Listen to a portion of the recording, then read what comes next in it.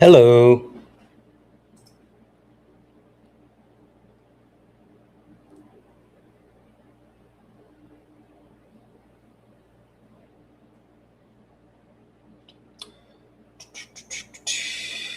Cuckoo, cuckoo.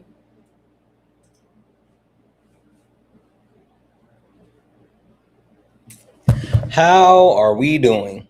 Hello, hello, hello. Hello, Miss Bella. Hello, Blue Bonnet. Hello, Ashley. WTF, wait, WTF Feisty Shorts? This your first live? Let's go. Hey, Quentin, what up? Hey, Sharon. Courtney's. Reapers. What's happening? I hope everyone's having a fantastic evening. We're going to go ahead and get started here in just a moment. Let's go ahead and get the TikTok in the building. Boop. Mm-hmm. Mm-hmm. Hi ho, hi ho. Mm-hmm. Man, you guys know what's funny. So I came up with a new background, right? And as I came up with the new background, um, the 14-point outline of the peace agreement from the United States of America and Iran, man, Donald Trump, they made me look clairvoyant. Like that peace agreement absolutely made me look clairvoyant. If you've seen it, holy smokes, I was on it. I was on it.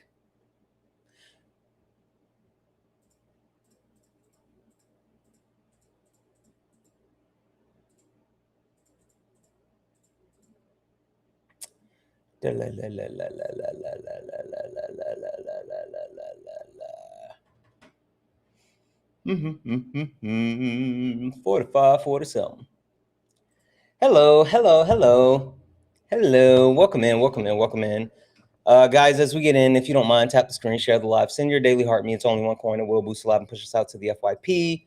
Also, share the live maybe once or twice, but more than sharing the live, if you could actually share it to your stories and also repost it to your story. Because you know what? Why? You know why? That is a lot. Good evening, good evening. Good evening, Susan. Good evening, Austin. Good evening, Shafizi. Good evening, good evening, good evening. I hope everyone had an amazing day. Chat, did you miss me? W's in the chat for you if you know the reference. Yana, Yana, Yana. W's you if you understood the reference. Good morning, Miss Bella Silla. I'm not morning. Holy smokes. Good evening. Good evening. Good evening. Good evening. Good evening. Udry, I think that's how you say it. Udry. Alice. I'm so used to saying good morning that I was saying good evening. That's interesting. Anywho, guys, if you don't mind, tap the screen, share the live, send your daily heart me. It's only one coin and will boost the live and push us out to the FYP. Also, make sure that you actually knock out the daily gift goal. Right now, it's to love you so much. So love you so much. Let's go ahead and get the likes up to 10,000 likes. We're going to go ahead and get some debates going here in just a moment.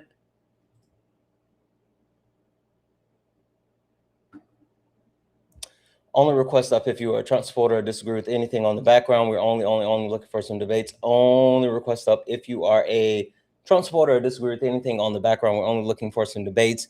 And guys, we do have a new background. We do have a new topic. Breaking news. America has declined. I hate to be the bearer of bad news, but America, Matt, W's in the chat for my brother Matt. What up, Matt? W's in the chat for Matt. America, it has declined, and it's declined for a couple of different reasons. We can talk about the Republican Party. The Republican Party is the party of destruction, point blank, period. There's nothing about the Republican Party that you got hit by a fucking tornado? Holy shit, bro, I hope you're okay. I've been through a couple of those, being from South Carolina. Holy shit, I hope you're okay. That's crazy. That's crazy. The Republican Party is the party of destruction. Point blank, period. There's no other way around it, right? You got hit by a tree? Holy shit. Bro, I'm going to hit you up. How long are you going to be up? If you're going to be up for a while, I'm going to hit you up after I get off live. Because that's fucking crazy. That's crazy. The Republican Party is the party of destruction. The Republican Party has literally led to the direct downfall of the United States of America. Okay, all right, perfect. Text me. That's number one. Number two, capitalism. Capitalism doesn't work. There's no arguing with that one. Capitalism does not work, and if it has never been evident, it's like in our face now with Elon Musk. Elon Musk is a trillionaire. Capitalism doesn't work. White privilege and white supremacy. There's a group of people who, for some reason, don't understand that white privilege and white supremacy are two sides of the same coin, two wings of the same bird. There are certain people that say, well, white privilege doesn't exist, but white supremacy does.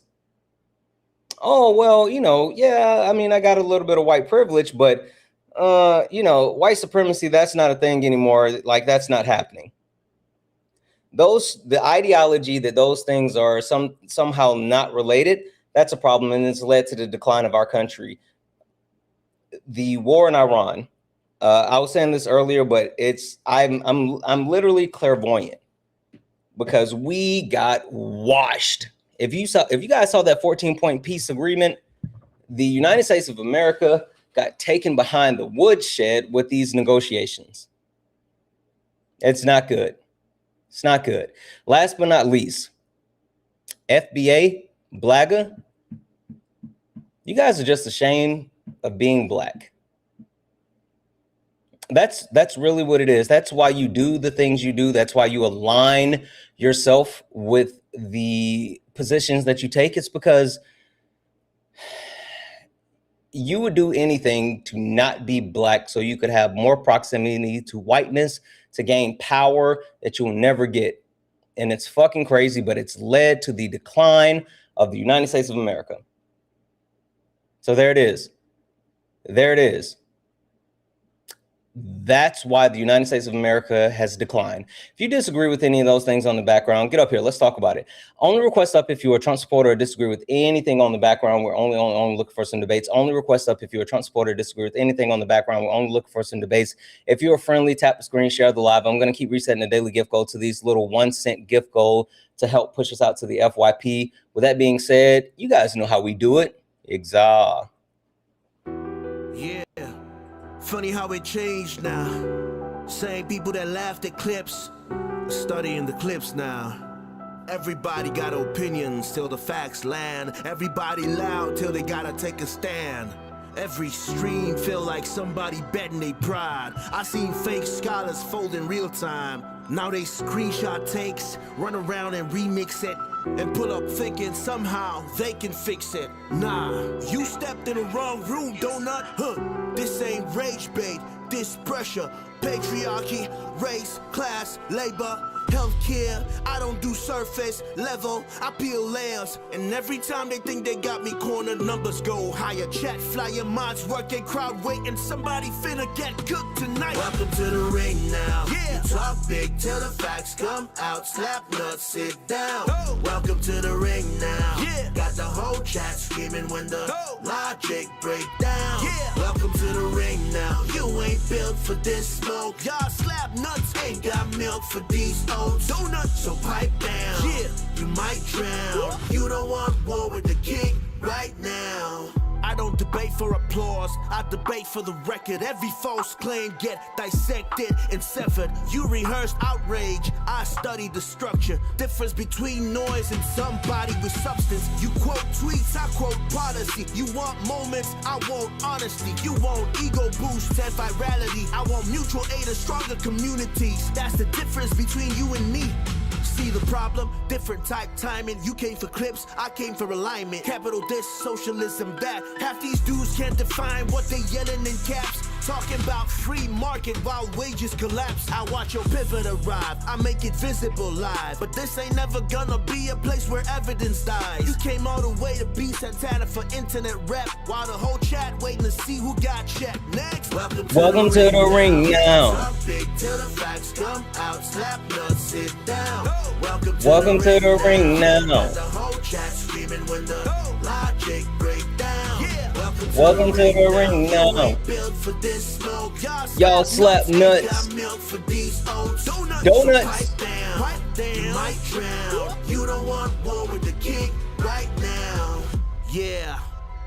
Welcome to Sparring with Santana.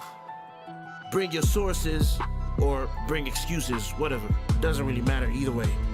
You're about to get cooked. You should know who I am by now. What?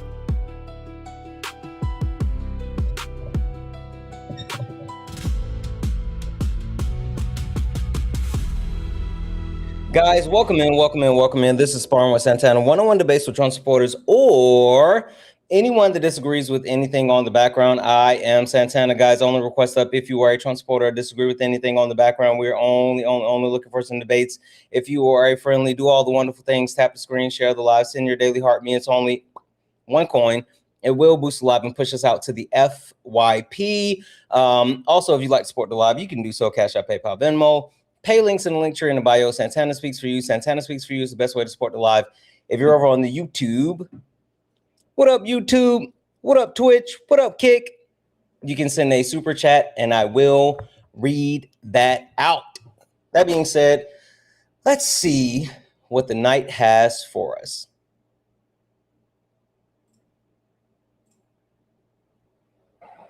Hi, Jack. Are you a Trump supporter or disagree with anything on the background? I just have a question real quick, if that's cool. And then I'll continue. I'll continue. Listen, it'll be fast. Just to verify, though, are you a Trump supporter or disagree with anything on the background? Sure. I'll say I'll disagree with anything on the background. Yeah. Oh, that seems kind of bad faith. But you know what? I'm feeling good. What's your question? I'm just. I was really hyped up for the Dean Withers surrounded video. Do you know what happened to that? The who? It got taken off the face of the planet. Like who? Dean Withers. He had a surrounded. Dean Withers? I don't know who that is. You don't know who Dean Withers is? No. Should I know who that is? I thought you did. No, I've never heard of that person. Okay. Well, I don't disagree with anything, and you could kick me off then. I was just kind of curious about that. Oh, okay.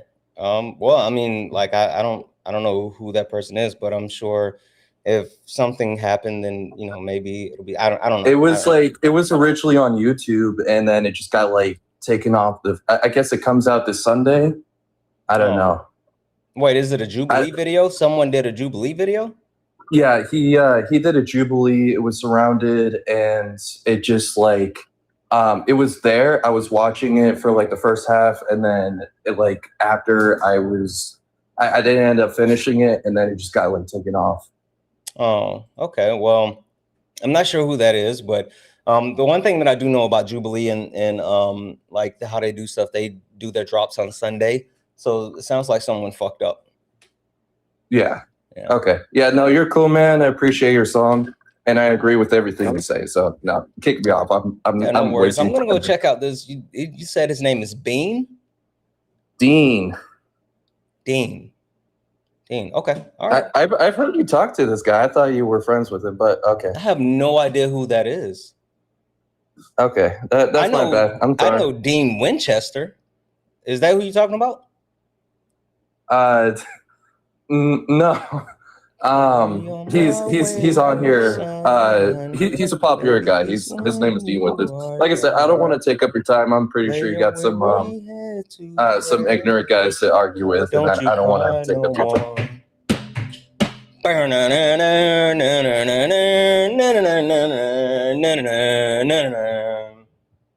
Once I rose above the noise and confusion. Only request up if you are a Trump supporter or disagree with anything on the background. We are only looking for some debates. Only request up if you are a Trump supporter or disagree with anything on the background. We're only looking for some debates. If you are friendly, do all the wonderful things. Tap the screen, share the live, send your daily heart me. It's only one coin. It will boost the live and push us out to the FIP. Hi, are you a Trump supporter or disagree with anything on the background? Yeah, why the fuck you lying to Dean and Parker about me? I have no idea who you are, Bub. You literally texted Dean earlier today while I was on there because I was trying to get Justin up there, and you're saying that he was saying hard R to you. I don't know who you are. Dude, I'm not sure who Justin is, and yes, I also don't really care about whatever that is that you're talking about. Did you come up here to debate or cry? I mean, I can do both, but I'm just here to Well, how about you debate first, and if you win the debate, then I'll let you cry, okay? No, because why the fuck you like dodging Justin so fucking hard? I don't know who Justin is. Would you like to debate, or did you just come up here to cry? Dude, if I could go back in Dean's earlier stream today, he literally called you out and said, well, then fucking do it, because I've already said I have no idea who the fuck Dean is. Dude, why do you guys keep coming up here talking about Bean? Who the fuck is Bean? Bro, you were literally on his stream here saying, oh, yeah, I love to troll the Trump supporters in my stream. And I always say I don't know who you guys are, so they get off my dick about them and stuff. So we all know you I've never talked about my dick. Okay, maybe not in that wording, but are you up here to debate, or did you just come to cry? We can debate. Okay. If you just concede that you do know who Justin is. Oh, I never concede. Never concede. Never concede, chat. All right. So you said you are here. Are you a Trump supporter or disagree with something on the background? Yes, you know I'm a Trump supporter. You know who I am. I literally. Why the fuck do you guys think that you're so special? I have no idea who you are. I was in Dean's live for 2 hours today, and you were sitting there, bro. You know who I am. I have no fucking clue who you are. Yes, you do. Why do you think you're special?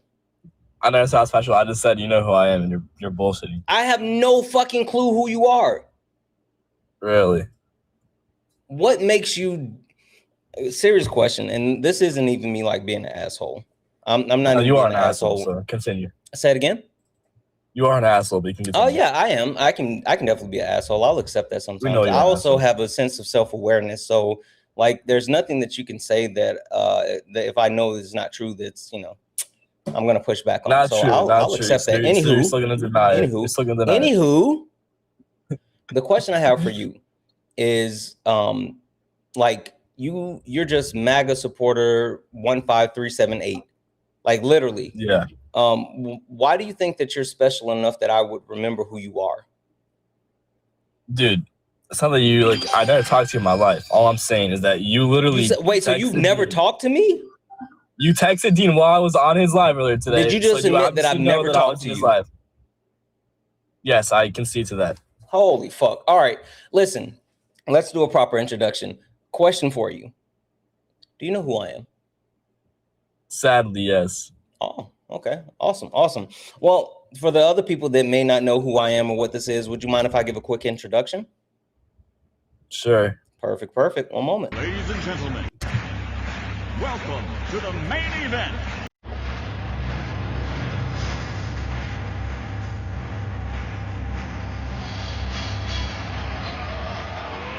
Let's get ready to rumble!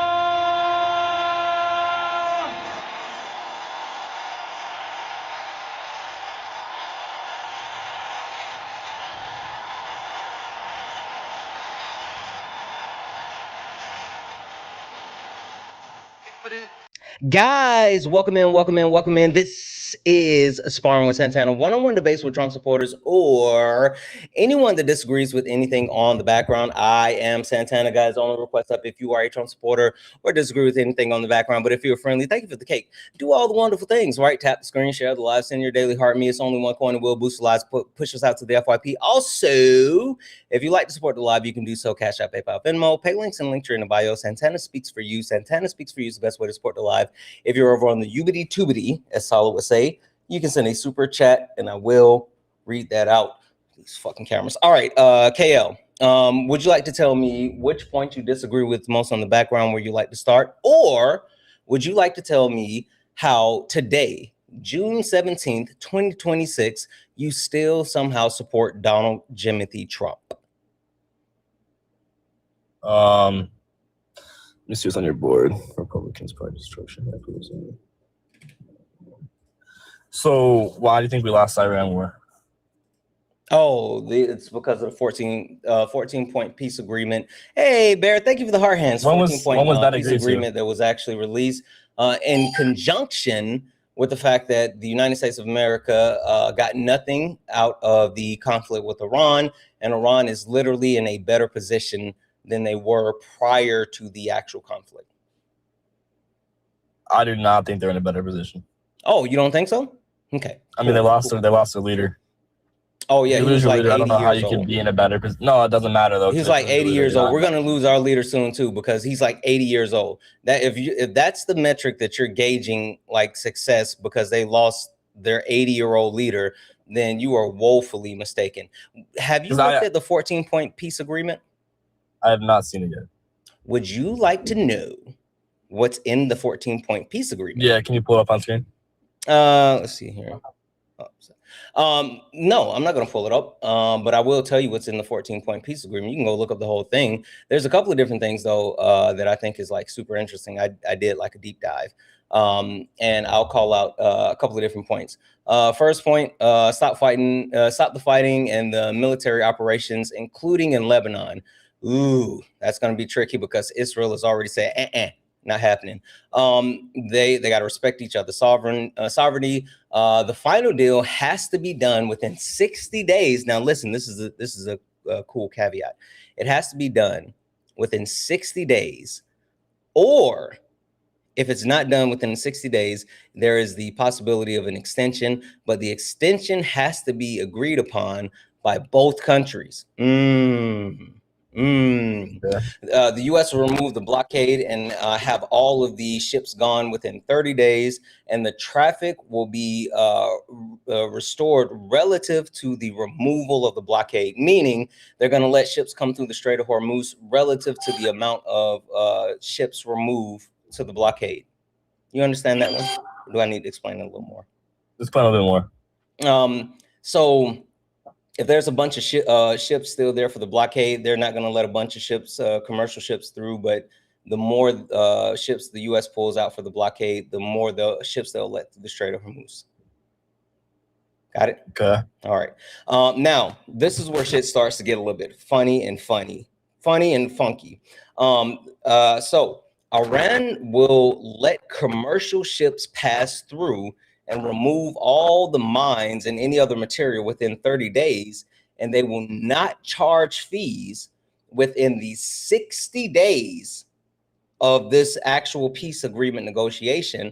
But after the 60-day period, they reserve the right to start charging fees to go through the Strait of Hormuz again. They weren't doing that before.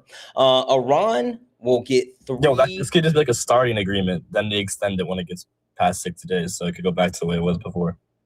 Oh, no. You are, sweet dear lamb. Iran is already making ducats off of this. Why would they give up the ducats? You know what ducats are? Do you know what greenbacks are? Do you know what frog skins are? Don't worry about it. Yeah, I mean, I'm not going to hold you to it because it's not written that they will, but I'm just saying that they now have that option where it wasn't an option before. I think I got a fucking splinter. Iran is getting $300 billion. $300 billion. Hey, question for you. You might have heard this one, but like there was a whole thing, right? They were talking about, Donald Trump, like Barack Obama sent like pallets of cash and shit. You remember them talking about that? Yes, and your mic's a little bit like you're touching it with your hand. It's like really muffled. Yeah. Anyway. Do you remember where Donald Trump was talking and saying like, Barack Obama released all this money back to, or gave Iran pallets of cash. He actually said that they loaded the cash up on pallets and put it on a ship. A plane, and flew it to Iran. How much money was talk that? About that? Maybe I'm a little bit familiar. Do you know how much Barack Obama, quote unquote, gave to Iran?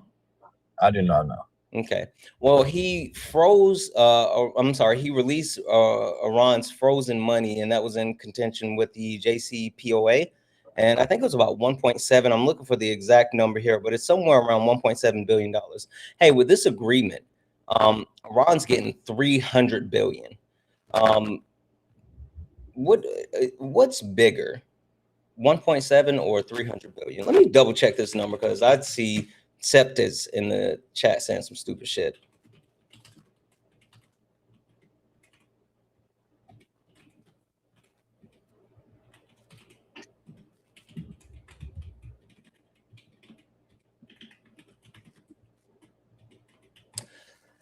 Yeah, it's 1.7. Sepsis, you don't know shit. Reed, you're just stupid as well. 324? No, he didn't. Oh, I'm sorry, Reed. That was a friendly fire. I apologize. I didn't mean to say that. Yeah, Barack Obama released 1.7 billion. Donald Trump, in this new peace agreement, they're getting $300 billion. Hey, KL, which number is bigger? 1.7 or 3? Oh, ooh, that sounds like an L. That sounds like an L. But that's not it. That's not it. So looking at the other items, the other things that they actually get, the United States of America is removing all sanctions.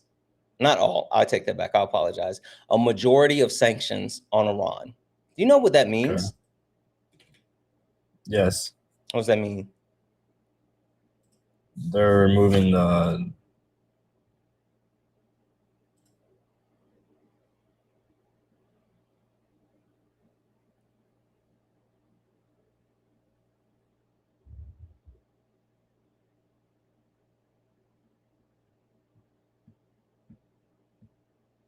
Are you running?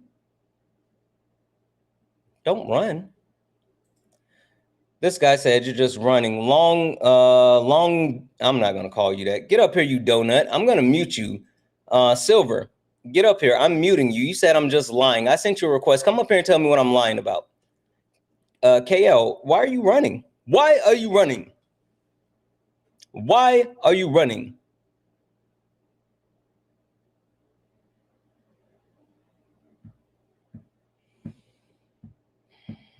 This is not a good look for you. See, this is why you're not like memorable, because you came up here popping all that good shit just a few minutes ago, but now when I start to go BTA, then you start running. Chat, drop BTA in the chat all night. BTA, straight belt to ass all night. KL, get back in here and stop running.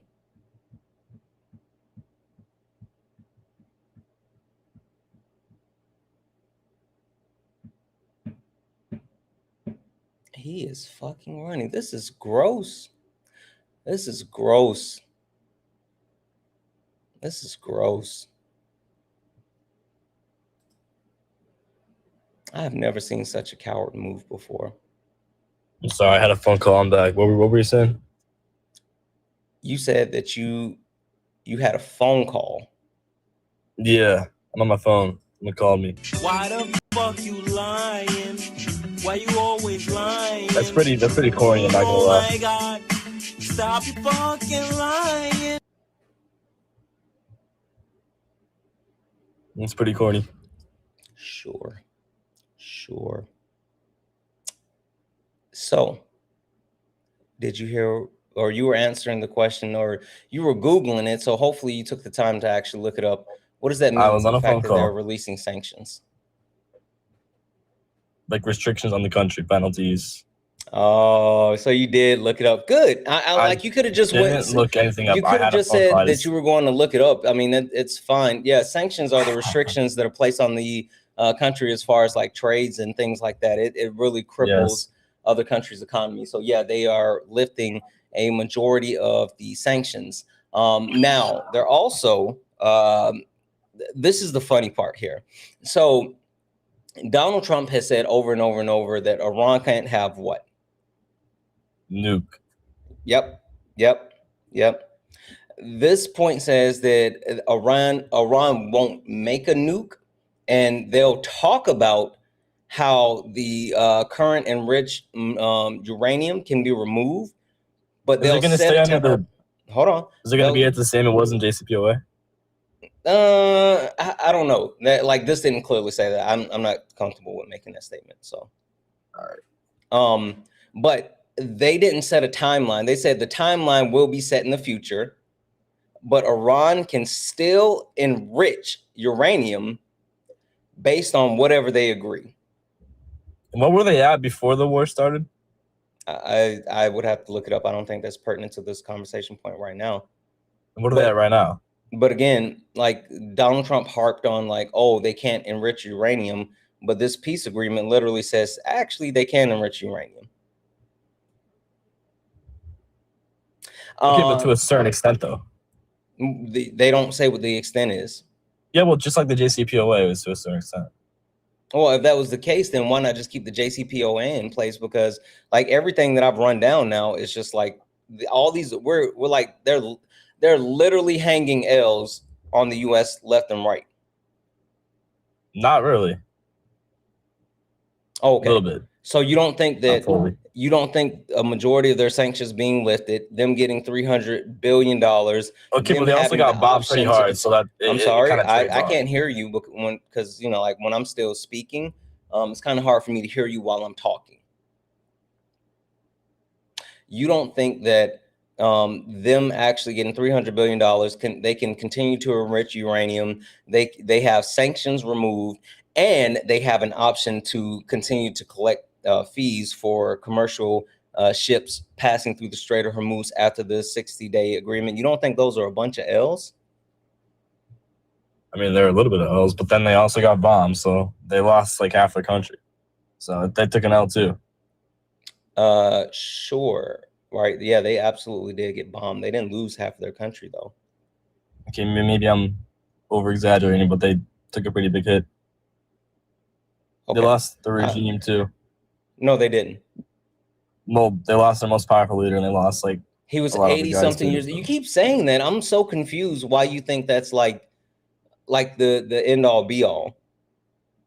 He was 80-something years old. Age doesn't matter. Oh, it does. He was on death's door, bub. He had a little bit more time in him. Okay. We're not even done. As far as we talked about that, everything that as far as the way that Iran governs, look, this is the funny thing. You said, oh, Donald Trump talked about regime change. They literally get to go back to how things were prior to the conflict with the United States of America. That's in there. You remember how I mentioned like the sanctions that the United States has? Well, lifting sanctions, that takes a while. Right? Paperwork and whatnot. Right? Yeah. The United States of America will be giving Iran exemptions to be able to sell their oil even during this period before they get sanctions lifted. So Iran is going to be making money because, you know, they got a bunch of oil. And since they got a bunch of oil and people need that oil, they're going to be able to sell the oil even though sanctions have not officially been lifted yet. That's an L. I can agree. Yeah. Iran also gets an additional $24 billion unfrozen that they get to allocate to whatever they want. Meaning, the United States of America directly has to unfreeze an additional $24 billion. Oh, that's why they were saying earlier it's $340 billion. Yes, the total $340 billion, but $24 billion where they can allocate to whatever they want, including military allocation. Or extensions of military applications. Hey, you know how they were saying like, oh, Iran is the state sponsor of terrorism. Yes. They could literally take that $24 billion, and sponsor more terrorism, and the U.S. can't do shit about it. Like literally, that's what this says. Knowing Trump, he'll break it probably. I mean, like I said, I'm just hearing a bunch of L's. They're gonna create a commission to make sure that like all the shit is happening while they're working on the 60-day peace agreement. This one is the interesting thing. They highlighted that point number 1, 4, 5, 10, and 11 are all effective immediately as soon as the actual agreement is signed, meaning the U.S. has to stop all the fighting and pull troops out of Lebanon. They have to start to pull the ships out for the blockade. They have to, the ships will start to come back through the Strait of Hormuz. That's 5, 6, 7, 8, 9, 10. Iran is going to be able to go ahead and start selling the oil immediately. And the United States of America is immediately going to release that $24 billion. Like, so all of those things happen as soon as they put pen to paper. Last but not least. Was it signed yet? Say it again. Was it signed yet? It's set to be signed this Friday.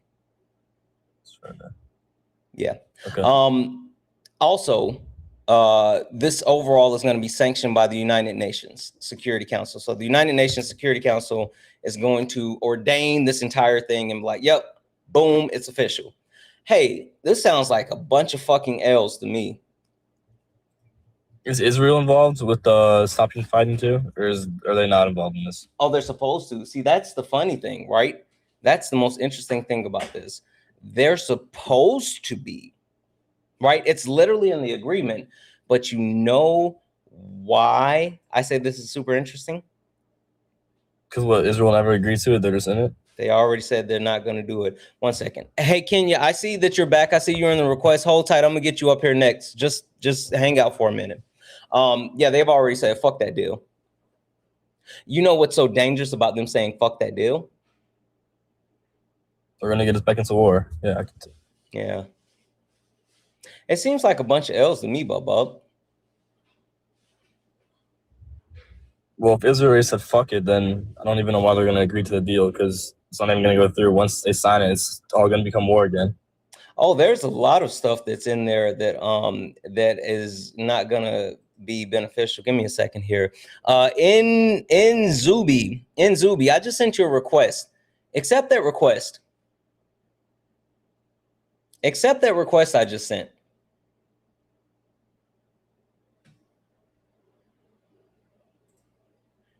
Don't reject it.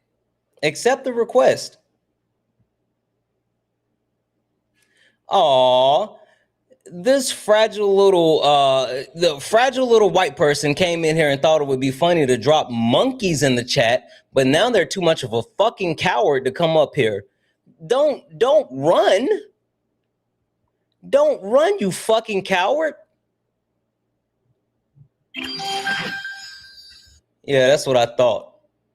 Your clancestors would be ashamed of you. Your clancestors would be embarrassed that you are the weakest version of them. Your clancestors, oh, now they turn their, don't turn up, accept the invite. Listen, your clancestors would be so embarrassed that you are letting the white race go extinct. Because fragile little shits like you.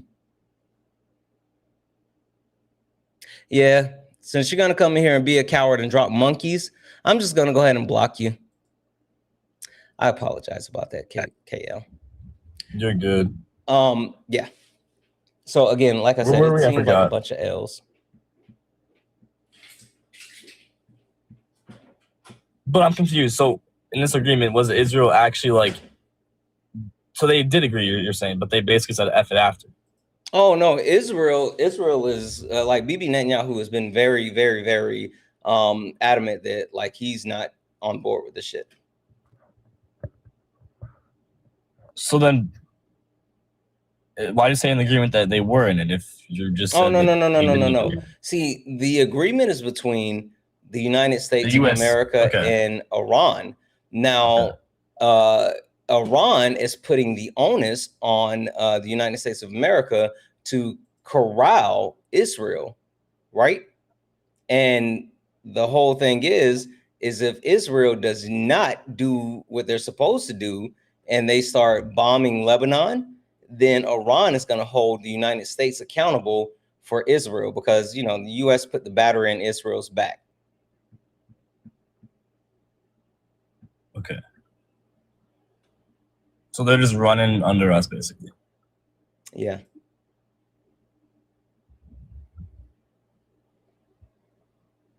So tell me again how this wasn't like Iran isn't in a better position than they were before Donald Trump engaged in this conflict. I mean, well, as of right this second, they're not in a better position, but they will become sooner on. So I guess you were right. Yeah. Hey, do you know why this war started? Israel? Yep. Trump got cooked. Like literally, Bibi Netanyahu. I feel like the U.S. has been getting cucked by Israel for like the last 4 years. Yeah, I mean that's true, but specifically, multiple presidents said no. Right? Even Donald Trump in his first term said no. But who they said came no? back. I know Obama said no. I know who were the presidents that said no. I know Obama was one. I know. Oh shit! I think this goes all the way back to Clinton. That's why I say even Trump said no in his first term, but this term he got cooked. Not cooked, but cooked. I wonder what changed. Yeah. I would tell you, but then I would have to put on my tinfoil hat, and I'm not going to do that. So, anywho, with that being said, the fact that the United States of America has lost billions of dollars, we have lost so much military equipment. Hell, we've lost American soldiers. Like American soldiers have died. Donald Trump has shat on the entire There's economy. been no troops on the ground. I'm sorry? There's been no troops on the ground, so I don't know how they died. Oh, they've shot in planes down. They've hit other air bases in the Gulf state. Like they've killed United States military members. Did you not know this? Well, I knew that they were like hitting air bases in like Qatar and stuff. Yeah, United States military members have died. Okay. So tell me again how like any of this. Can you give me one positive thing that we've gotten from this entire ordeal? Killing the leader. That's about it. How's that tangibly beneficial? Who's the current leader? His son. What's the deal with his son? He hasn't done anything right now. He's just kind of been sitting there doing a whole bunch of nothing. He's just getting cucked around by someone above him. No, that's not true. I'll give it to you directly. The deal with his son is one, he's younger. You remember I kept saying like, oh, you know, the Ayatollah was 80, right? Yes. Yeah, so his son younger. Hey, they killed his dad. Y'all, them killed my father. They killed his dad. Yeah, but they can't actually hurt the U.S. in any sort of way. Hold on. They killed his father. You know who else they killed? Maybe his brother. His shorty. His little tender. All right, come on. His PYT. Yeah, they killed his wife. Yes. They in the strikes that killed his father, it also killed his wife. And I wanted to say the child, but I couldn't remember for sure if it was one of his children. But like I would have to verify that one. I don't know for sure, but I know for a fact that they killed his father and his wife. Okay. Hey, you know who Batman is? Yes, I'm not stupid. Hey, what's Batman's superpower? Well, if he had a superpower, he does. It's white privilege. But I digress. The reason why Batman is actually Batman is because of the ordeal that that created him based off of his mother and father being killed. And so the point that I'm trying to get across is that now you have a younger dictator who is a hypothetical, emboldened by the fact that his wife and his dad was murdered by the United States of America, and Iran just went toe to toe, meat to meat with the U.S. They did not go toe to toe. They did not go toe to toe. Oh, okay. So what do you call it? Okay, maybe in an agreement they go toe to toe, but like you're talking in like the words of him trying to like act with the United States. He can't like actually do anything. Donald Trump said that the war would be over in weeks. Donald Trump also said that this was an overwhelming victory. Okay, well, Trump lies, and we all know Trump lies. So. Oh yeah, I know that, but that doesn't actually take away from the fact that the United States of America spent billions of dollars to like shoot off missiles when Iran was spending hundreds of thousands of dollars to shoot off drones. Like, you don't even have to be a mathematician, but if it costs you, if I tell you, we also have tons more money than Iran, so it doesn't really matter. But listen. If I tell you that you and I are gonna like, what sport do you play? Bridge? You play bridge? You play pickleball? What do you play? I don't play any sports.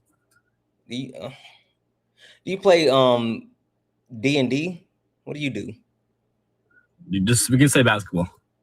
All right. Let's say you and I are playing basketball, right? Cornhole. Okay. I'm sure you play cornhole. You play cornhole? I don't play cornhole. You know what horseshoes is? No. That's a black thing. Don't worry about it. Anyway, let's say we're playing basketball. And for every single shot that I take, it costs me $1 to shoot the shot. But every single shot that you take, it costs you $100 to shoot the shot. And let's say that, you're pretty well off. I mean, you're not hurting, but you got a pretty stable job. You make, let's say, you make $5,000 a month, right? And every single shot you take is $100. And I make $2,000 a month, right? And every single shot I take is $1. Now, you're going to be able to take some shots because you make money, right? But at a certain point, the line of demarcation is going to hit where it's no longer advantageous for you to keep shooting those shots because it's costing you so much more to shoot the ball than it costs me to shoot the ball. So who would be better off in this hypothetical situation with you and I shooting? Oh. Okay, but you're talking, you would be better off in financial. You wouldn't be better off in like damage-wise, man. It costs millions of dollars for us to create these missiles, and we're shooting these missiles, and these missiles are shooting to hit like a $20,000 drone. How does that make sense? Like, I'm not even talking politics. I'm just talking mathematics. Does it make sense to use something that costs millions of dollars to destroy something that costs 20,000?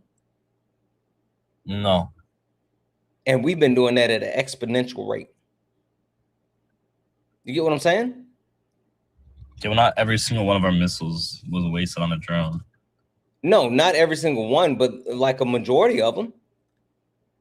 Okay, this is just your mouth to my ears. I need statistics on this. This is just your mouth to my ears right now, saying that majority of the missiles hit drones.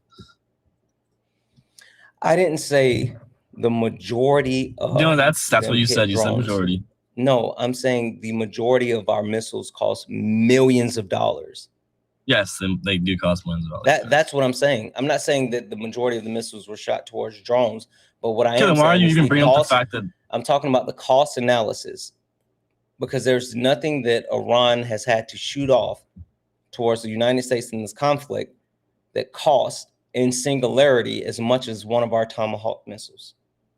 They don't have to use the cost that we have to like fight this war. That's the point that I'm trying to get across.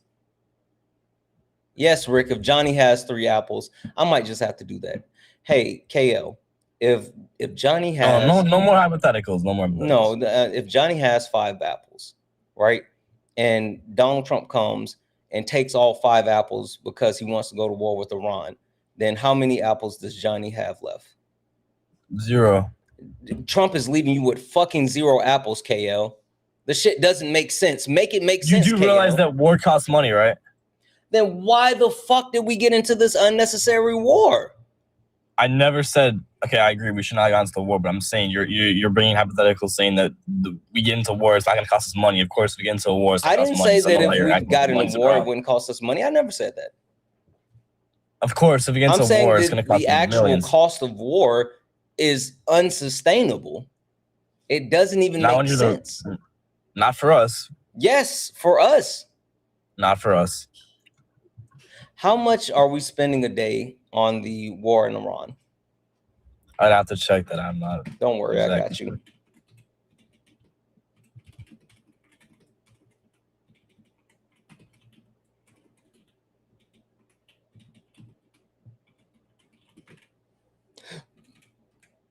The U.S. Daily.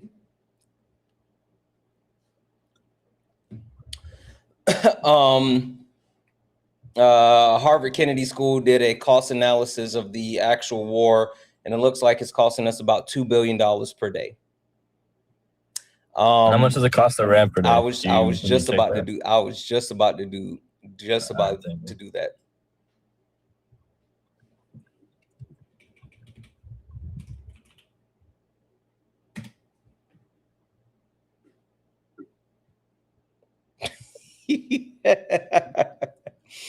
It's costing Iran approximately between one and fucking good on Harvard Kennedy School. They did the analysis of both and did the actual cost. It's costing Iran between 100 to 200 million a day.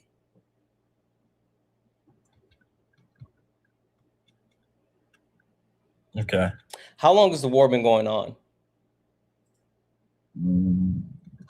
Since the first strike? Yes, the war has been going on since the first strike. You actually. Okay, you know what I'm about to ask you in a minute. Do you going back to October 5th, or are you talking about this exact? Because like the war has been going on for years. Why did you say October 5th?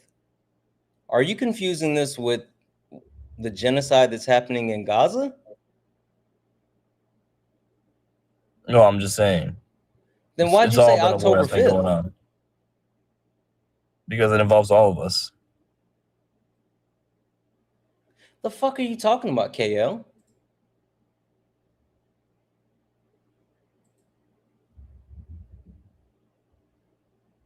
Israel, Iran, and the U.S. All three of them have been involved since then. What does this have to...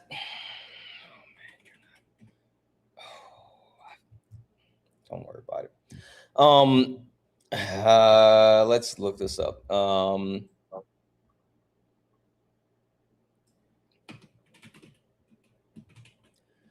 in the total time of the war, and this actually was just updated. Holy shit.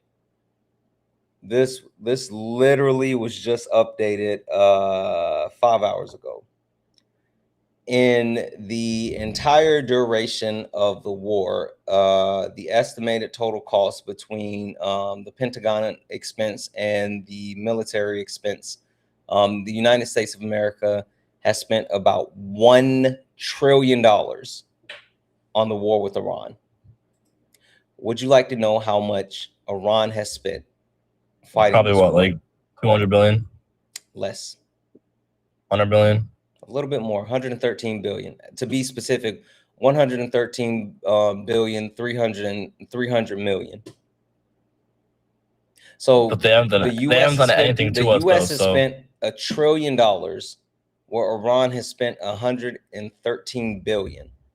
And you look at the actual costs spent, and then you take a look at that 14-point peace agreement that just came out. Hey, and it started on February 28th. February 28th. This tracker was updated as of yesterday. So this is from February the 28th to June the 16th. $1 trillion for the U.S., $113 billion for Iran. The 14-point peace agreement. So basically, you're saying the 14-point peace agreement that I just laid out for the U.S. and Iran, and the fact that Iran is getting all of those concessions. So, hey, you remember Iran is getting $300 billion. Yeah, I just said 1.4 trillion in the total is what I'm saying. Or like that the U.S. is losing. Spent on the war and then 300 billion. You said going to Iran, so the yeah, U.S. the U.S. isn't on hook for the total 300 billion. The U.S. with the 300 billion, that's in conjunction with the Gulf states. The only thing the U.S. is directly on the hook for is that 24 billion. But the point that I'm getting across is like all of these things speak to the fact that we took a whole L. Sorry, give me a second. The person, Leo, you said, Santana, you're boring, bro. I like Zeus. First and foremost, like these nuts in your mouth, right? Second of all, shout out to my brother Zeus. Third of all, if I'm boring, then fuck off. You can keep scrolling, slap nuts. You think I give a damn? Fuck out of here. Sorry about that. Anywho, all that being said, it sounds like we took a big L.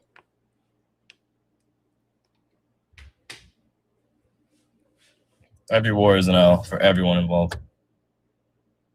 We just should not have gotten to the war. So yes, I agreed with you. We should not have gotten to the war, but we were always going to take an L if we got into the war.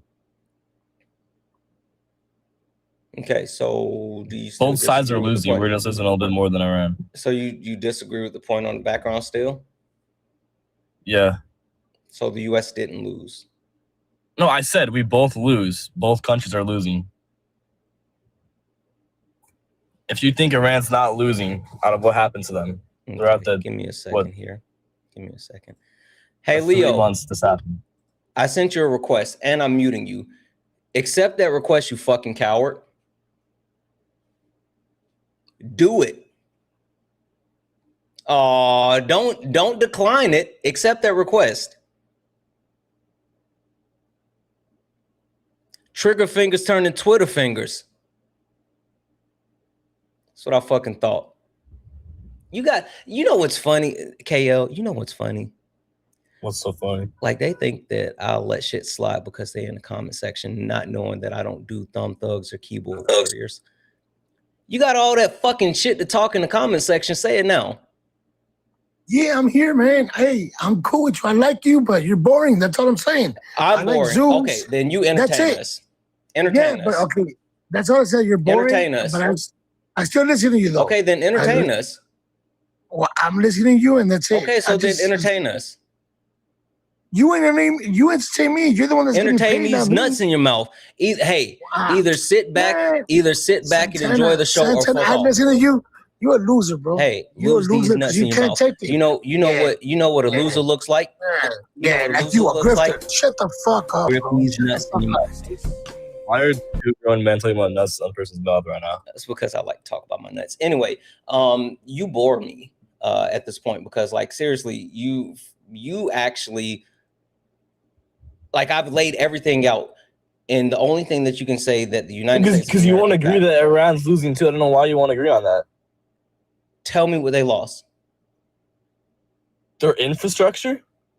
They didn't. Yes, they did. Quantify it.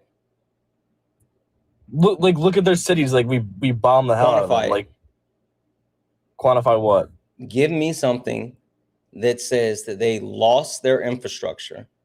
And I would love for you to keep in mind that they're getting $300 billion. Okay, well, that money doesn't matter. Hold on. Take a long time. Hold on. I want you to keep in mind that the reason why they're getting a $300 billion is to cover any costs for damages during the war. Yeah, I understand what that means. I have to go get a source to show that. Go do that. I'm going to say thank you to a few people. I'm going to grift for a moment, as Leo was saying. Deb's in the chat for Holly for the $1 donation, saying, the feigned ignorance when someone mentions Dina Parker cracks me up every single time. I think it's funny too. W's in the chat for Jared for the $1 donation saying, Santana, hope you were able to get what I sent. Just a small package. I haven't, I just got the notification from my P.O. box. I'm going to have to go check that. W's in the chat, thank you so much for the one. W's in the chat for Gene for the $1 donation saying, I wonder what Jen thinks of KL. I have no idea. W's in the chat for Phil. Phil sent a $20 donation. Holy shit. Said there's nothing more un-America than con man Donnie and his pathetic cult members. Fucking Phil. Phil, you're the real patriot. W's in the chat for Phil. W's in the chat for JJ for the $5 super chat to say, how would you feel about concept art for your YouTube? Would you accept concept art? I don't know what concept art is. I don't Do you accept the source CNBC? Do you accept that I'm in the middle of speaking? I'm asking a question. Yeah, but okay, continue.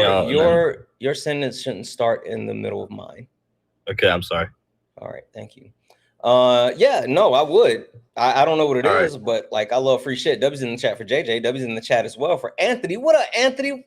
Who sent a $1 donation saying, all they have is both sides. It's facts. It's actually getting kind of weary. It's getting weary. W's in the chat for Jay for the $2 super chat to say, want to donate more. Love you. Listen, Jay, I fucking love you as well, but thank you. $2. That super chat. That's something you didn't have to do. You're fucking amazing, and I appreciate you. W's in the chat for S Dizzy for the $10 super chat to say, nice, we can spend a trillion on this BS, but can't get universal health care or affordable housing. Fucking facts. W's in the chat as well for, let's see here, Phoenix Eyes, who sent out the 1 YouTube subscription. W's in the chat for Phoenix Eyes for the $2 super chat to say, carry on my wayward son. W's in the chat for Trey for the $10 super chat to say, all they did was agree to not make nukes, which they never were in the first place. We literally got nothing. They got everything, including boats loads of cash, like y'all love to say. Exactly. That was in the chat for, I think it's pronounced as X-Clan? I'm Connor. That was in the chat for Connor for the $1.99 super chat to say, why the f you crying? Why you always cry? I know that's right. That was in the chat for Venus for the meat to meat. That was in the chat for Connor for the $9.99 super chat to say reparations for Black Americans before war. Fucking facts. That was in the chat for Trey for the $5 super chat to say, we lose again. America, Iran gets reparations before us. Exactly. Black America. Yeah, exactly. Expendables, thank you so much for the $10 super chat to say, tune in last night. You should do a late nights about the ground law and handcuff laws and how it affects Operation Iraqi Freedom. God damn it. Oh, we were on one last night. We were on one last night. W's in the chat for Amy for the $10 donation said, so happy I found your live. Thoroughly enjoying it. I'm so happy to hear that, Amy. W's in the chat for Amy. Hey, chat. You ready yet? No, quiet. Hey, chat. Drop a comment in the comment section as far as who you guys think is back and send a donation. Who do you guys think sent a donation? All right, so you go to CNBC. I'm talking to my chat right now. Guys, who do you think sent a donation? Don't be like Dean. Don't mute. Shh, quiet. Yup. You guys fucking got it. It's Jen. Jen sent a 1-cent donation. You guys want to know what Jen said? You guys want to know what Jen said? Yeah, Paradise. She sent a 1-cent donation. Ari said no. Hell no. Y'all don't want to. Okay. I'll keep it to myself. She wrote a fucking paragraph too, guys. I guess I'll keep it to myself. I'll keep it to myself. Let's see if she sent another one. W's in the chat as well for Jessica for the $7 donation saying, I got $7 for the Facebook class action lawsuit. Here we go. I know that's fucking right because somebody need to make some fucking money. W's in the chat. Thank you so much for the donations, guys. If anyone else likes to support the live, you can do so. Cash App, PayPal, Venmo, pay links and link tree in the bio. Santana speaks for you. Santana Speaks for You is the best way to support the live. If you're over on the YouTube, you can send a super chat and I will read that out. Guys, 1.1 thousand people hanging out on TikTok. Look up at the top. If you see the word follow, it means you're not following me. Hit that follow button, turn on notifications so you know when we go live. We go live all the time. Last but not least, only request up if you're a Trump supporter, disagree with anything on the background. We're only looking for some debates. If you're friendly, do all the wonderful things. Tap the screen, share the live. KL. Finally, holy shit. All right, so the source is CNBC, and the title is smart. The fuck you mean system smart? Your existence here on the live is dependent on you saying something smart. So at this point, I need you to provide substance, and the way that you provide substance, giving you the source right now. If you just want to listen, saying something smart. If you just like open your ears and stop talking for like fucking 10 seconds, we can continue this. I would like for you to say something smart. All right, so the source is CNBC, and the title is... He swiped out. Iran I was war... thinking the same thing. Stop talking for a second. Courtney, I was thinking the same thing. Iran war damaged as much as $58 billion of infrastructure. Rystad estimates.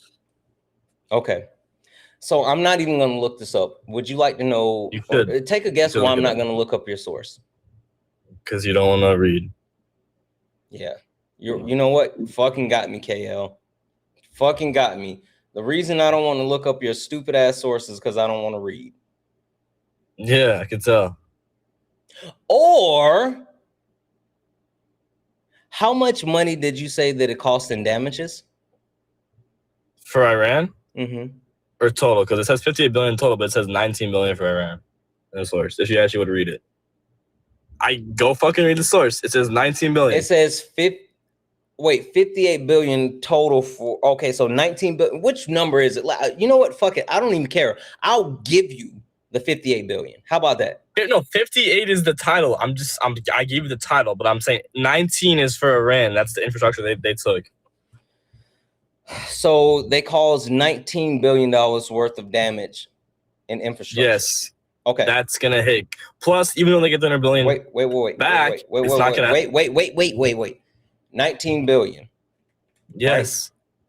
Right? I don't want you to compare the numbers here because it takes. Hold on. How much did I tell you that the war has cost Iran? You said it cost them 113 billion, 300 113. million. You know what's included in that 113 billion, 300 million? Okay, then why did you try to say that I was wrong about the infrastructure if it was already included into that? I don't know why you're even fucking debating. You know what's included in that? Yes, the infrastructure. Oh, okay. Now, but then why did hold on? I need you to catch a bubble. I need you to catch a bubble right here. So, if the total cost that Iran has lost on this war is $113 billion. Yeah. Right? But with losing the $113 billion, they're getting $324 billion. That's a profit. You're not understanding what I'm saying. $211 billion. You don't understand. I don't understand math. You fucking interrupt too much. I don't understand math. Not about the math. Okay, so make it make sense. Tell me how them spending when your cities are in fucking rubble. Them spending $113 billion to gain $211 billion. Tell me how that's not a good deal. You do realize when your cities are in rubble, right? It takes years to rebuild that shit. So they're gonna be hurt over the long period of time. They might make the money back, but it's gonna hurt them. What do you mean? What do you mean? How?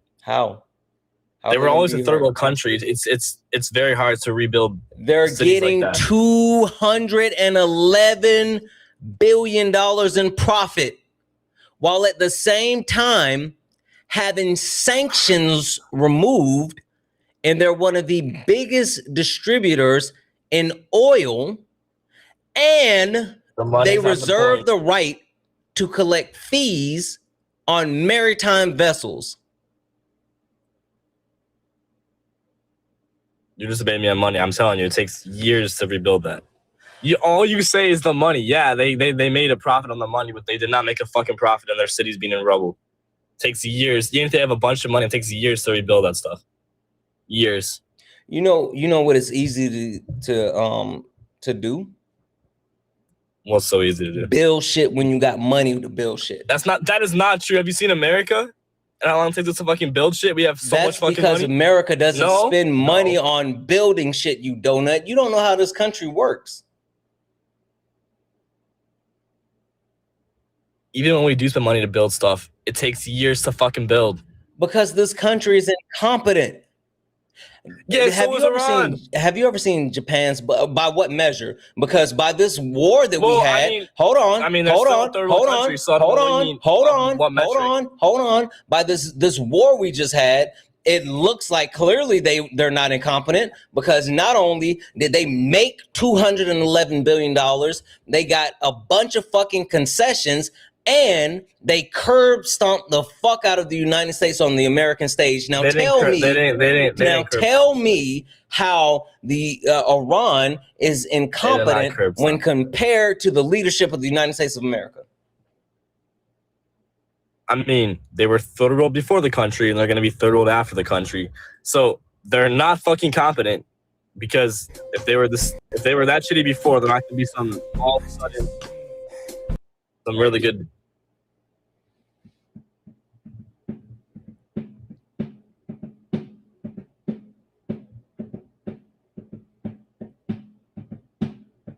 That was stupid, chat. Like that was literally stupid.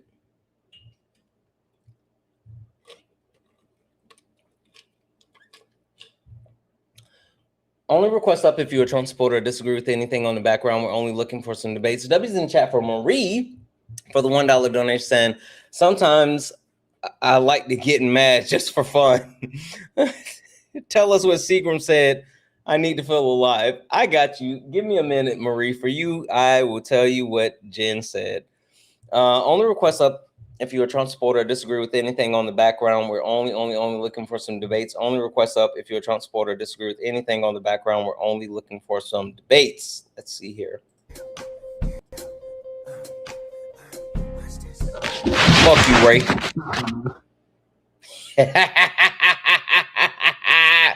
Gotcha. Hello. Hello. Are you a Trump supporter or disagree with anything on the background?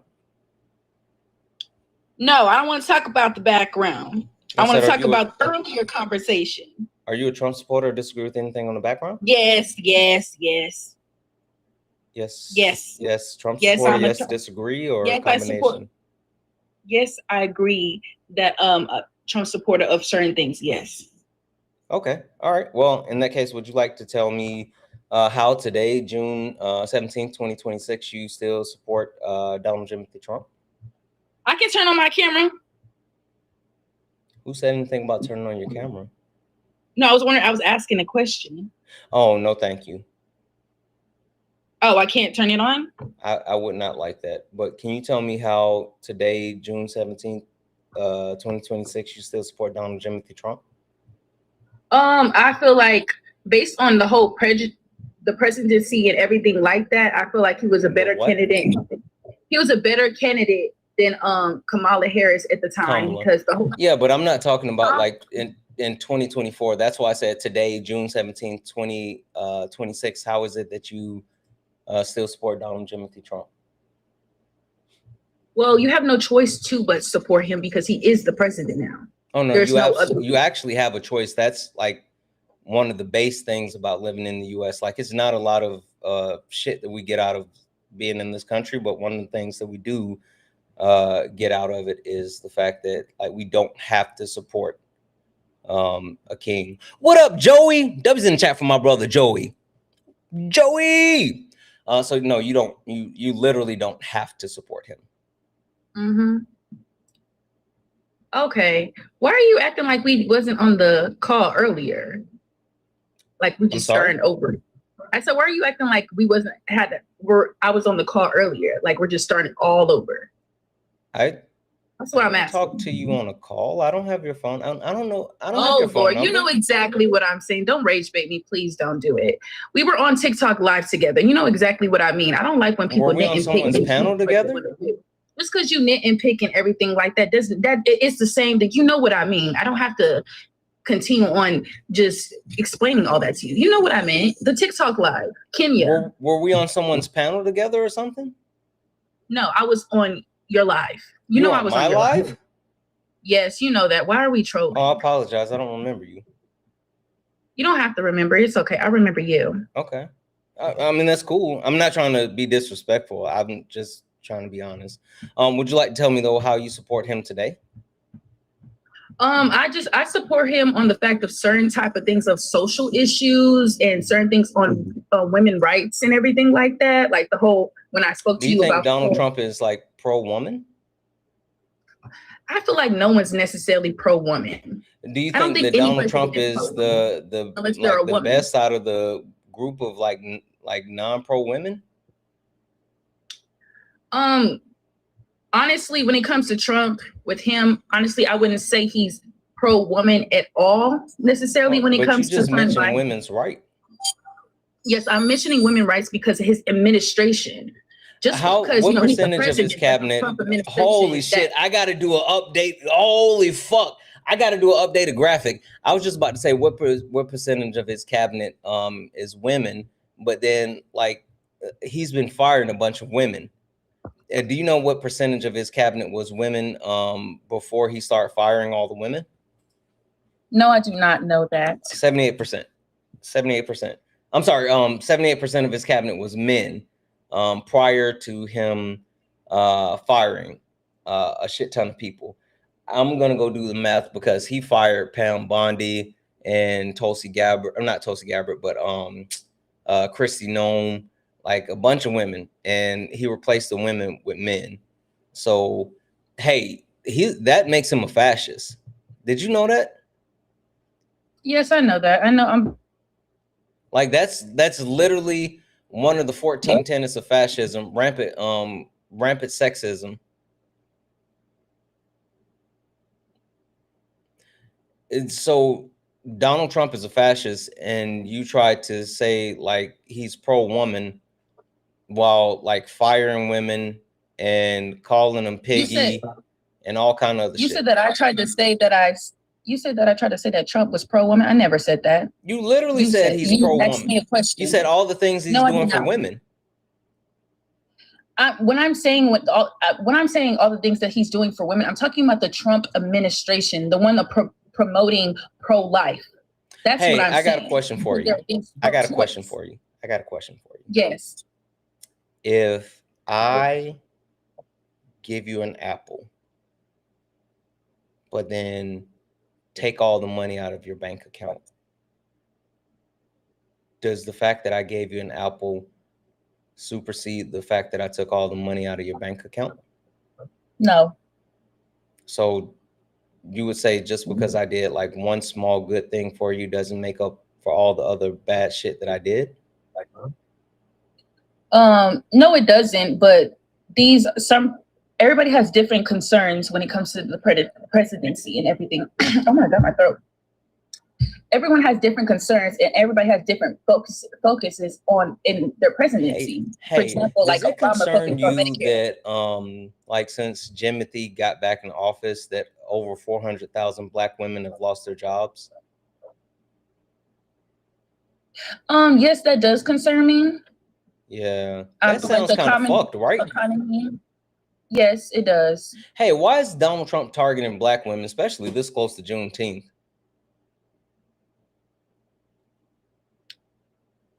He's targeting Black women because he's a racist. Why are you supporting a racist? I want to say, you know what? Why am I supporting a racist? I don't know. Why am I supporting certain things that I believe in, despite him being somebody everyone pretty much hates? My thing is that he doesn't pretend. He doesn't pretend that he's something that he's not.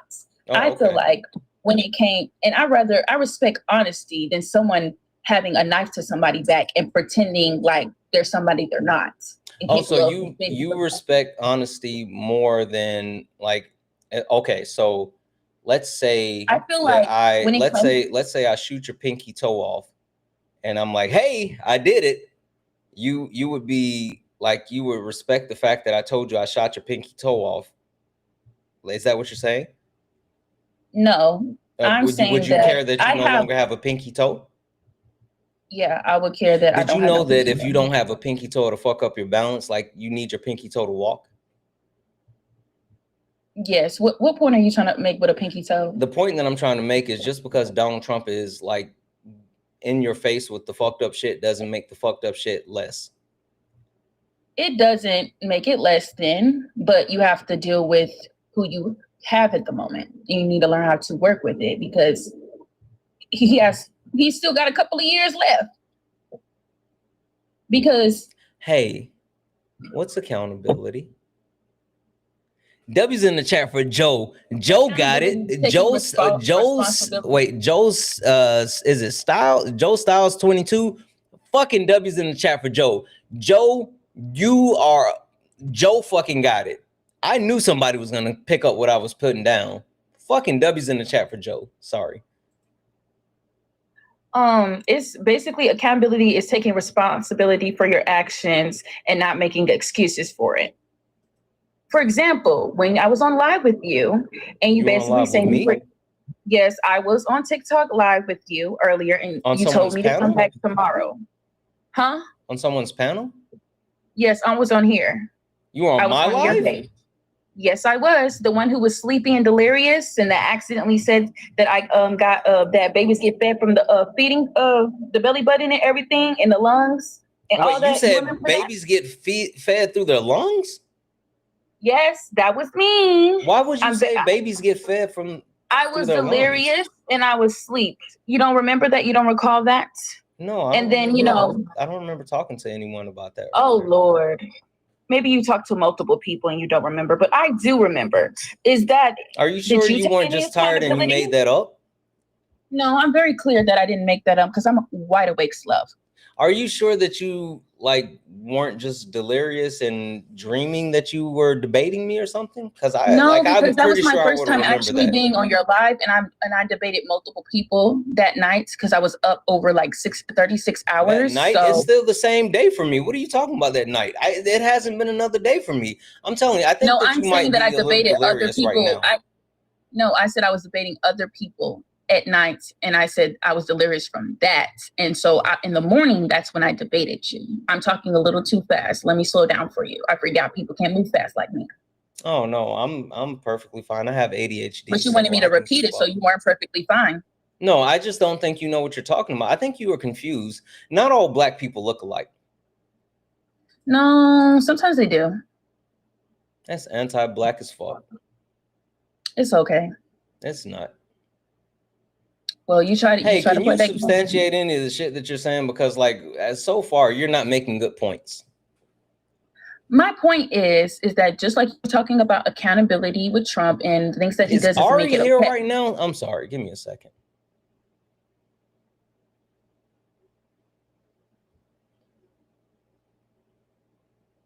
I would love Ari to talk to you. Ari's still live. Somebody let me know when Ari finishes her live. I would love. Why is it? I love it when people love to get. I get on these panels and they love to bring another person and use them as a pawn to have a conversation with me. Why can't you? Oh no! I'm not using. I don't. I'm just making sure because I was talking to two white Democrats and they had to use a Black man to have a conversation with me. And at that point, that's when I was talking about the whole Kamala Harris thing. I felt like why can't you say her name? I'm bad with names, so Kamala. If you can't say her name correctly, then why should I take you serious in this conversation? Like, serious question. Why should I take anything that you're saying serious right now if you can't say her name right? Kamala Harris. Again, why should I take you serious if you can't even say her name right? Kamala Harris. I don't know her name. How about you just say Harris? Like, why? If you, I'ma just say Harris. But why are you nitpicking? See, that's the thing with black men like you. Y'all like to nitpick and y'all try to make a point of something based on you nitpicking with things and everything like that. You're not making a point. You're going in circles through the point I'm trying to make. I just think like you're going in circles because you don't know what you're talking about. You know what I'm talking about? I'm talking about your little chat sitting there sending me hate messages and everything like that, and you're basically promoting it. You think it's okay to be having them send hate messages and sending very ugly things like that? See, that's the thing with y'all on live. If we was in person, it would be a whole different ball game for me. Why are you trying to gangbang on the chat? Like, is that what we're doing? Are we gangbanging at breakfast? You were promoting them and try to belittle me and talk about my education as a black woman and try to basically say that I have a 5th grade education. You knew what you were doing. Have a 5th grade education? You were asking, Didn't you just say that you literally just said that babies eat through their lungs? You just said that. I thought you didn't remember that, but I thought you didn't remember that. No, you just said that. I said you just said that. No, because I said I was delirious and stuff like that. But you just told me that you said babies eat through their lungs. I did. So how am I supposed to take you serious if you can't say Kamala, if you can't say Kamala, and you think that babies eat through their lungs? Sit there and be very ugly towards people, and you think that you sit here spreading hate to somebody and having a discussion, a debate makes you better than somebody? You think that you win because you want to sit there and belittle somebody? No, you don't do that. And you say you're a Christian, but a Christian don't do that. You don't disrespect somebody. You don't disrespect a woman, period. You did say you were a Christian in there. You were talking about the Bible scriptures about abortion. You said that you knew just scriptures. Because I know the Bible doesn't mean that I'm a Christian. You said you got baptized twice. I did. You got baptized when you were a baby. So let's not make it seem like I don't know what I'm talking about, because I'm very wide awake very much. And this is why I wanted to put my camera in, because I wanted to say it face to face to you on, you don't do that to people. You don't allow your chat to sit there and be ugly towards people and send very hate messages. I'm 21 years old. How did I let my chat send messages to you? You did. You how did I let my chat send messages to you? And you said, "Oh, if I don't have nothing to say, hey, stop fucking shotgunning and listen and answer the question. How did I let my chat send messages to you?" You literally was sitting there, but you don't have to literally say it. That's the thing. You don't have to literally say it. You literally was trying to play my education. You were playing me like I was a dummy. The difference is, instead of trying to be like, okay, you're wrong about this. You just said that babies eat through their lungs. I was talking about the umbilical cord. That's what I was talking about when I was saying that, because you were talking about breathing. You was talking about breathing and everything like that. And that's what I was saying and everything like that. I misworded what I was saying. And I realize, and I take accountability for that. But men like you, y'all don't know how to take accountability. Y'all get on this app and y'all think it's okay to have a chat. These people are not real in real life.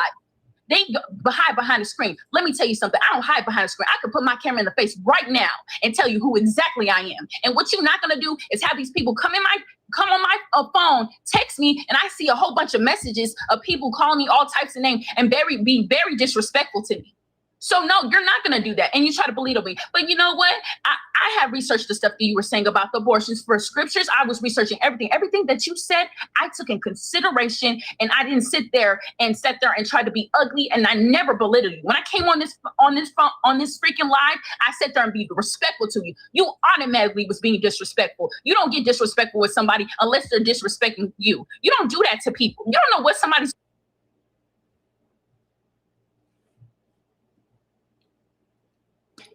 And see, y'all like to mute people too. That's why I say y'all couldn't have a conversation with me in person. Y'all couldn't have a conversation with me in real person. Listen.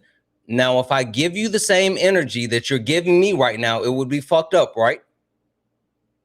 Can we both establish that if I start talking to you the way that you're talking to me, then it would be fucked up? Can we agree on that? Yes, it would. Okay, so if we can agree on that, does that not mean that maybe you should stop speaking to me the way that you would not like me to speak to you? We can agree on that, right? But you did it first, though. We can agree that if I spoke to you the way that you're speaking to me, it would be fucked up and you wouldn't like it. So if we can No, I agree wouldn't. that, then does that not mean that you should stop speaking to me that way because it's fucked up? Well, I'm a woman. I'm defending myself. You're not defending yourself, coming up here and shotgunning points and telling me that I let my chat do something when I didn't have control and I did not send them after you. Now, if you wanted to come up here and say, hey, Santana, your chat said X, Y, or Z, then I would be more than happy to have a conversation with them. But you came up here to fuss at me about letting them do something when I did not let them do anything. And they know for a fact, anyone that watches me knows for a fact that I don't play those type of games. I don't let my chat harass, bully, or even talk shit about people in the comment sections.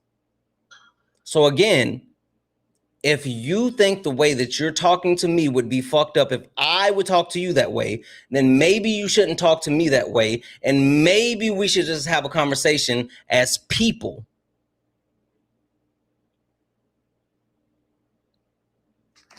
Go ahead and have the conversation. So let's start here. As far as your education, I don't know your education.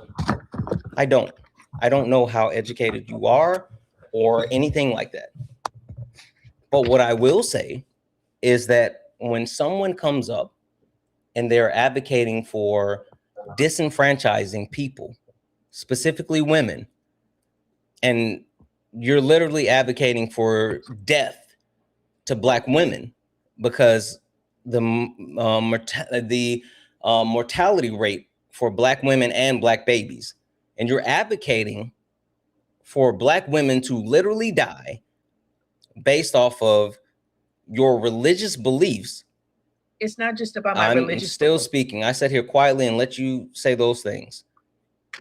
You're advocating for Black women to die based off of your religious beliefs, and at the same time, you lack a fundamental understanding of the entire process of conception and what that looks like for women while being a woman. This isn't about you being a woman. It's about you advocating for the death of people while not being educated enough to have a specific conversation. And you can say that, oh, I slipped up and I didn't mean to say lungs. But that's a really big slip up in a debate about abortion.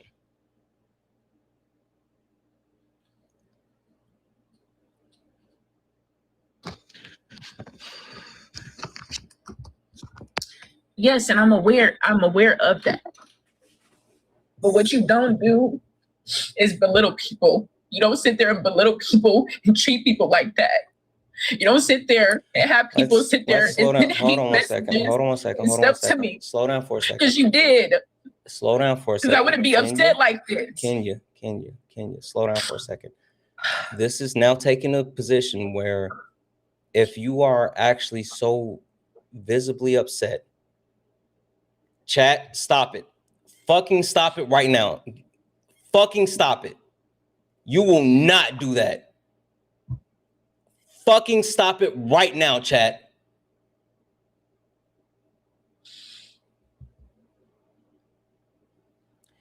If you are now at the point where you are upset and you can't communicate, then maybe you should not come back to a TikTok live for a debate. If you had an issue with people reaching out to you, which I didn't have any control of, I didn't even know that was a thing, because just how I just corrected my chat in real time, I would have corrected them then as well. You could have reached out to me. You could have reached out to one of my mods. You could have reached out to a multitude of people. There's plenty of things that we can do. But I don't get on TikTok live like that, so I don't know nothing about doing all of that. You know what? I got to disagree with that, because I've seen you debate both Dean and Parker as well on the same. See, I knew you were freaking lying. I knew you were lying that you said you saw me debate him as well. And you just said you didn't know Dean and them. Yeah, I was gaslighting you earlier, but now we're being serious. I know you were. Now we're being serious. I've been facetious a lot throughout like multiple points of our conversation, but this is a serious conversation. So I'm dropping the antics. I'm talking to you like a normal person. We're having a real conversation. Please focus on the conversation at hand right now. Yes, I'm focused on the conversation. The point that the point that I'm getting across is, while you can sit here and say like, oh, like you don't do this, you obviously do this enough where like I've heard you make these similar debates, but regardless, the point that I'm trying to make is, you may think that this is just a debate. The reason why I don't debate human rights, the reason why I don't let men come up here and debate me on abortion, the reason I don't debate transgender people or the queer community is because I absolutely will defend human rights with my life, my literal life. And so I'm not going to allow someone to debate human rights. And you thinking that you can come up here and debate human rights when, again, you are advocating for women, and even more specifically, Black women, to die from the stuff that you're saying. That's harmful. And if you are going to do that, and you're going to go on the internet and you're going to say these things, then you have to be prepared for the backlash and the consequences that comes from it. I get thousands of messages directly telling me that I need to do X, Y, or Z because I come on the internet and I use my platform and my voice to advocate for the things that's important to me.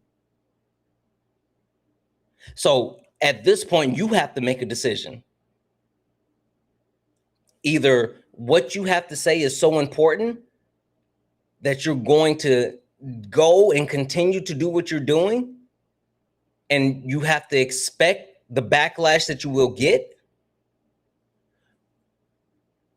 I would recommend educating yourself before you go and talk about anything else, or you can hold your beliefs, but maybe stop talking about these things in front of thousands of people and then expecting no one to be a weirdo, because surprise, surprise, there's a lot of fucking weirdos on the internet.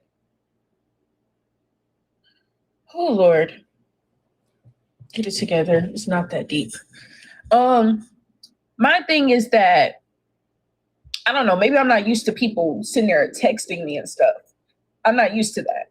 I've been in debate. I was in debate in high school. I've done those things. Of course, I'm rusty on certain things and everything like that.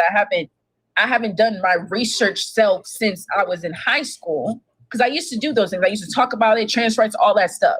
So I'm just now getting back into it.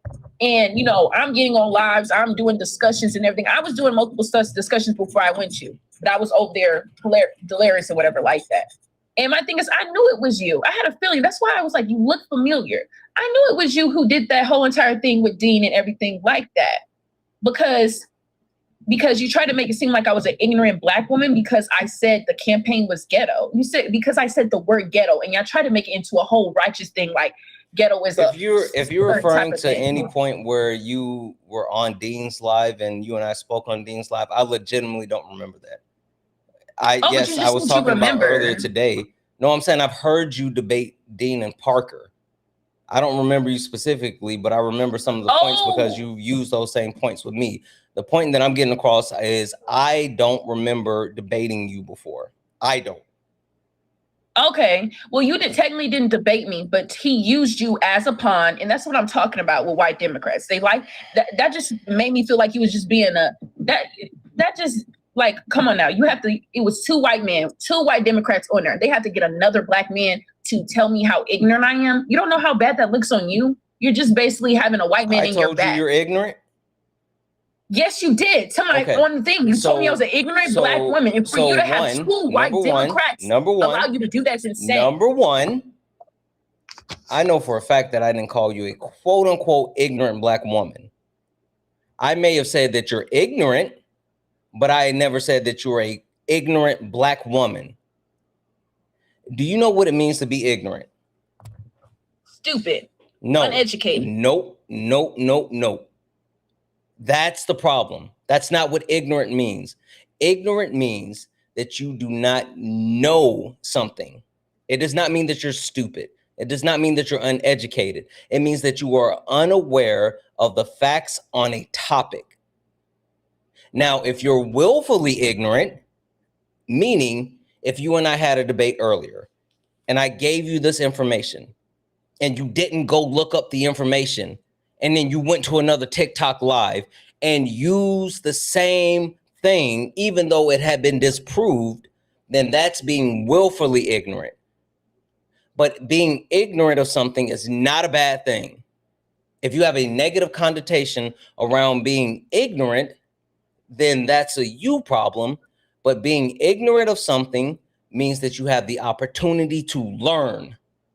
And that's one of the greatest gifts that you can have. One of the greatest gifts that you can have is having the opportunity to learn something new. So I might have called you ignorant.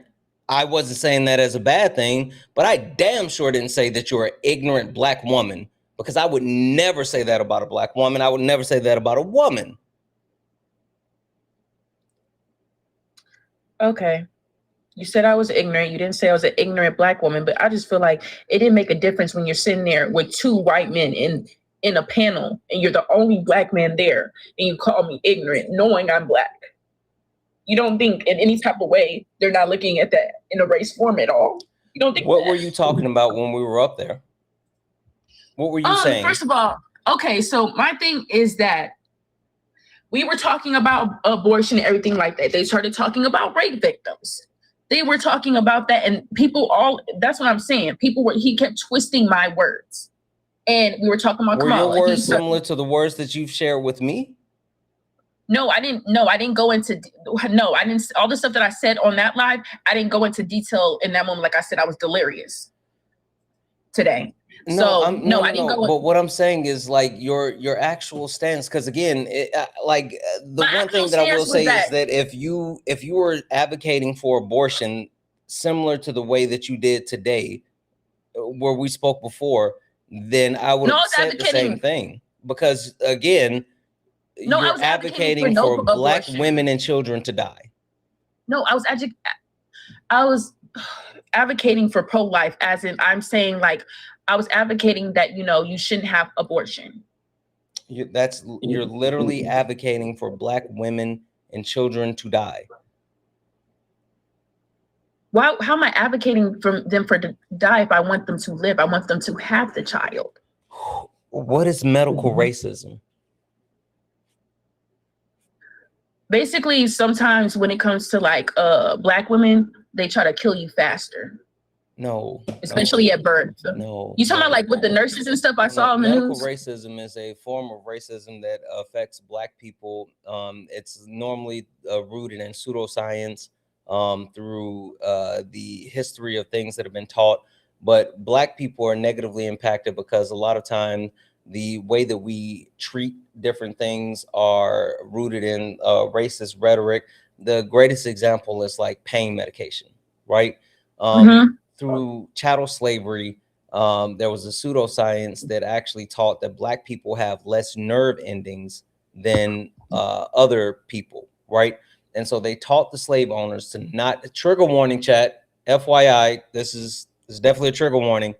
They taught the slave owners to not feel bad for beating your black slaves because they had less nerves than anyone else. So they didn't feel pain the way that other people felt pain, right? That's a way that they actually dehumanized black people by saying that they had less nerves, right? And so that actual pseudoscience has been passed down through history to today, where on average, Black people are less likely to be believed by their doctors and their nurses when dealing with pain. And so they receive less pain medication because doctors and nurses think that they are lying about their pain to just get the medication. See, so that's medical that's racism. See, I think I need to work on wording what I'm trying to say when it comes to those type of things. That's what I meant. Exactly what you said is what I meant. I'm not wording it correctly. I don't know the details of it. I just knew for a fact it's like when they communicate and things like that, they treat it less than. Okay. So when I talk about medical racism, and specifically when I say that you advocating for a lack of access to abortion is advocating for the death of Black women and children, is because overwhelmingly Black women have a higher mortality rate during childbirth, and Black babies have a higher infant mortality rate than any other race. Did you know that when it comes to Black babies will literally die at a higher rate than other babies if treated by any other doctor that's not Black, versus white babies have the same survivability rate no matter what the race is of their doctor? Yes, I do know that. That's why when I have kids, I want a Black doctor. I don't trust white doctors. And that's what I'm saying. The lack of access to healthcare, which abortion is healthcare, is advocating for more Black women to die. There are plenty of examples of Black women actually bleeding out because of a lack of access to healthcare. So basically you're saying they're already playing devil's advocate, so why can't you make the choice yourself so no one else can make it? Is that what you're trying to say? No, because I feel like what I'm trying to say, having a child is an intimate situation that shouldn't be litigated by other people. No matter how we feel about something, that's not our responsibility to force our feelings on other people, right? I'll share something super personal. I've been married before, and I lost my first son, right? My ex, she was 5 months when we lost my first son, and she had to be given an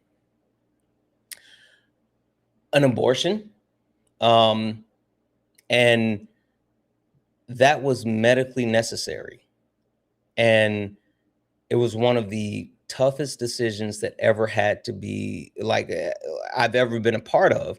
And I can only imagine like the burden that it took for her to be able to say yes as well after carrying a baby for 5 months.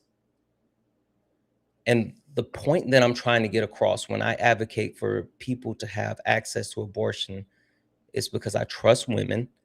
And I trust women to make the best decisions for them and their bodies. And I think for people to, for some reason, to pretend that people are just getting abortions because they want it, it's just, even if they did just want it, it's their decision because it's their body. But this is one of the biggest decisions people will ever have to make. So I'm not advocating for this or that. I'm just advocating for people to be able to make the decisions that they make for their lives, for their bodies, for their families. I don't think that anyone should have the right. I don't think I should have the right to tell you what you can or can't do with your body. And that's all I'm saying. You can hold your personal beliefs. Not once have I ever come on TikTok Live and talked about my personal beliefs when it comes to abortion. You can have whatever personal beliefs that you have, but the simple fact of the matter is we should allow people to be able to make the best decisions, because whether you bring a life into this world or you make a decision to abort it, it is a decision that is absolutely tough and one that you will live with for the rest of your life. Yeah, no, I completely understand what you're saying. And I agree, because I was in between pro-choice and pro-life. But I realized that, when it comes to certain things and everything like that, people, I feel like, especially on the Democratic side and the liberal side, they want to validate everyone. And I feel like you shouldn't sit there if you have a certain belief.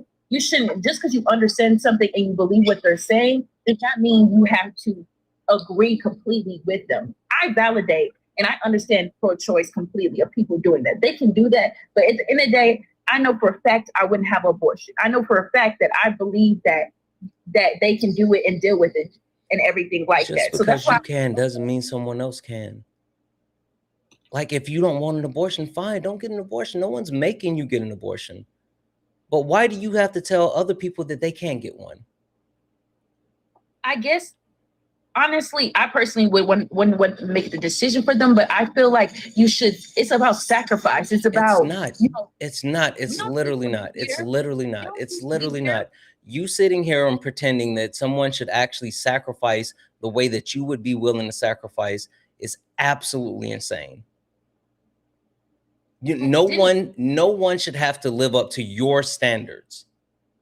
You don't think that's weird? If my mother aborted you, wouldn't you think? Wouldn't you be I upset wouldn't that you care weren't because gonna I be wouldn't be here. That doesn't even make sense. If my mother would have had an abortion, guess what? I wouldn't care because I wouldn't be here. That whole line of logic where people are like, oh, I would be so upset if my mother would have had an abortion. No, the fuck you wouldn't, because you wouldn't be here. That's stupid. Well, yeah, Life is for the living. Like, focus on living and stop focusing on the other shit that's not pertinent. People trying to control, you do understand this isn't even about black women. If I'm gonna be like, if I'm gonna keep it funky with you, this isn't about black women. Do you know who this is about?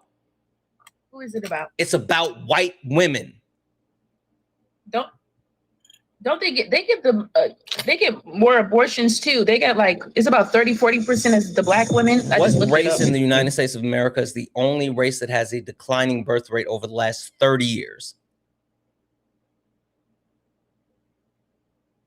I thought a lot. I know that isn't it black women because they have a lot of issues during birth? No. And it's white women? I thought it was black. The white population is the only race that has a declining birth rate over the last 30 years.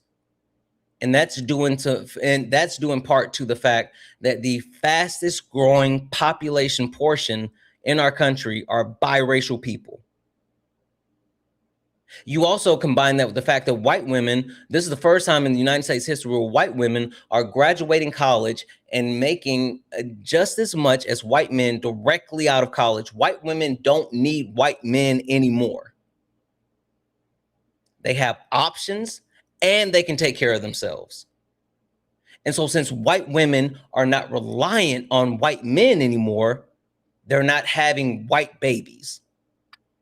And you know what the United States of America currently is?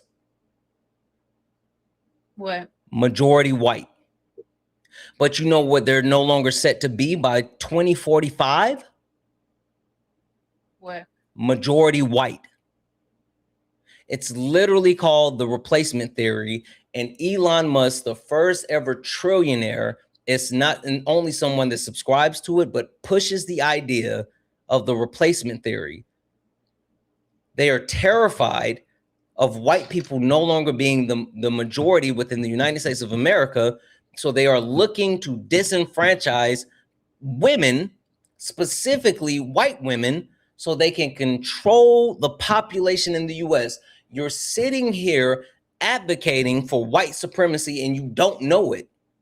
Like, I've been trying to explain this to you this entire time when I said that you're advocating for the death of black women and children as a byproduct for white supremacy to make sure that white people can control the majority in the country.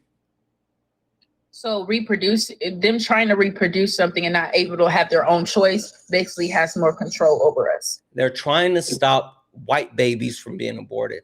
And everyone else is just a byproduct. They don't care. If it was just black women, they wouldn't give a fuck if it was just black women getting abortion. If it was just Asian women, indigenous women, they wouldn't give a fuck if it was anybody else except white women. You're literally advocating for white supremacy. Do you know who the Heritage Foundation is? Tell me about it. It sounds familiar. I need details though. The Heritage Foundation is a far-right think tank, a group that has been behind a multitude of initiatives, including the overturning of Roe v. Wade. You know what Roe v. Wade is, right? Yes.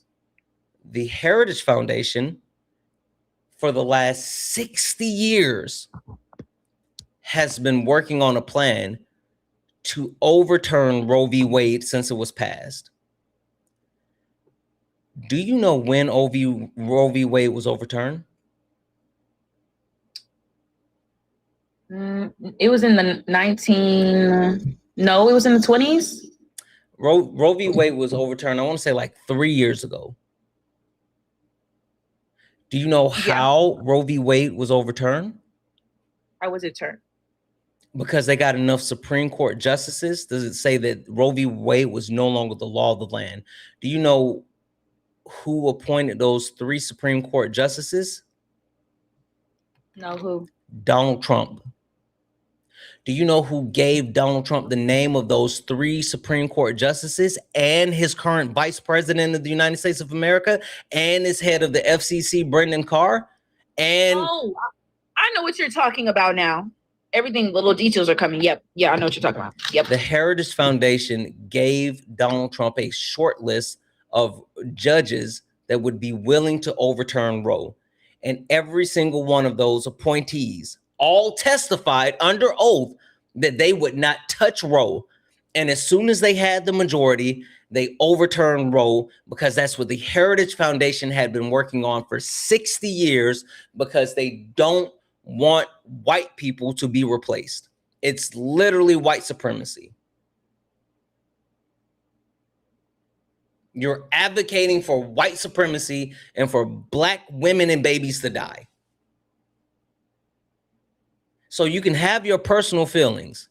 I'm not telling you that you can't, but I'm telling you, getting on TikTok Live in front of thousands of people and saying the things that you're saying is literally you advocating for white supremacy and the death of black women and children.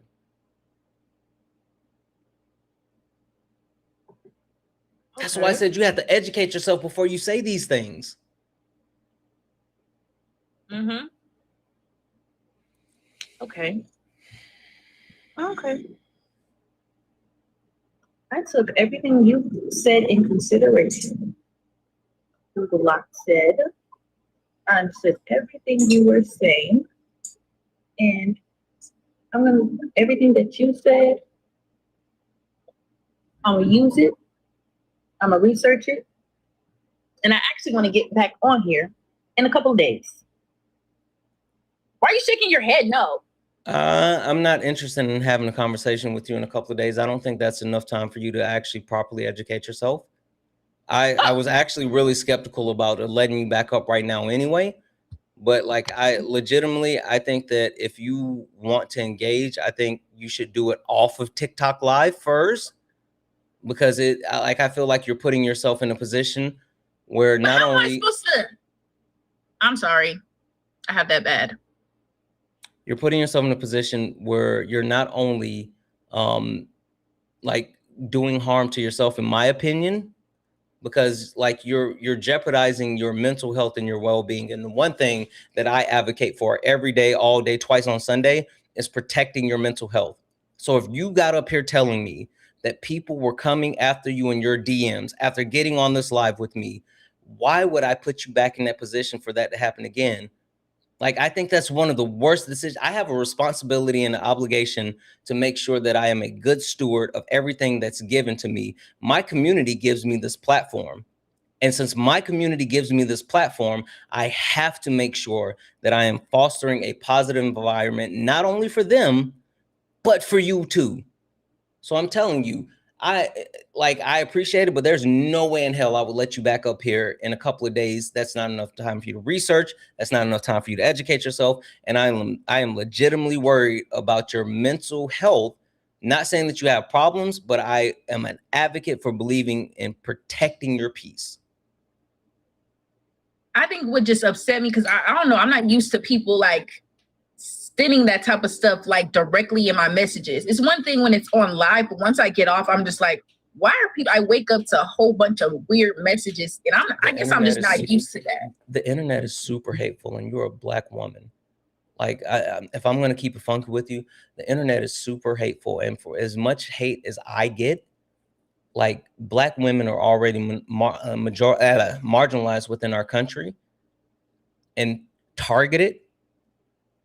They're going to take advantage of that and come after you even more. Because not only are you a Black woman, but you're a Black woman that has a different position than them. I have this type of conversation with people that agree with me all the time. I literally, I don't know if you were listening, making fun of like this Jen person, but Jen is a white woman who has been crashing out on me in my like donations for the last 24 hours because I wouldn't let her come up here and utilize my platform for the shit she wanted to talk about. White privilege, white supremacy. But I'm going to stop for a second, and I got Joanna up here. Joanna is one of my super mods, and Joanna is actually someone that I would love for you to have a conversation with. And this is not me bringing her up because like, oh, I got to get someone for you or whatever. There are Black women that I have in my space, in my community that I absolutely trust. Joanna's one of them. And I think you would benefit from talking to some of these amazing Black women that share spaces with me. Hell, some of these amazing women, period, that I share spaces with. But at the very least, some of these amazing Black women that I share spaces with. Okay, that's great. Can I say one thing? So, no, I understand what you're saying and everything like that about mental health and everything like that. I'm not used to people actually directly texting me. So it just blew my mind. Like, I was just like confused because I can handle people on live saying stuff and talking, I don't care. But when I see that, I'm just like, okay, because I'm just like, how am I supposed to? The thing is, I can do all my research. I can do all this thing. But if I'm not talking and debating with nobody, because nobody does this around me, because I'm used to doing debate in high school. I'm used to doing Lincoln Douglas debate. I'm used to doing those type of debates and literally doing it in person. And that's great for me. I do great in person. So when it's like on these live events and y'all mute people and then do this and that, it's like, I feel like it's a little different from actually being in person with somebody and debating them and actually having everything down, everything conversation, your tactics, all of that stuff. So it's like, I'm just like, how am I supposed to, if you don't want me to come back, how am I supposed to learn anything? I don't just come to the debate just to debate. Like, I try to learn something from it. Kenya. Yes, ma'am.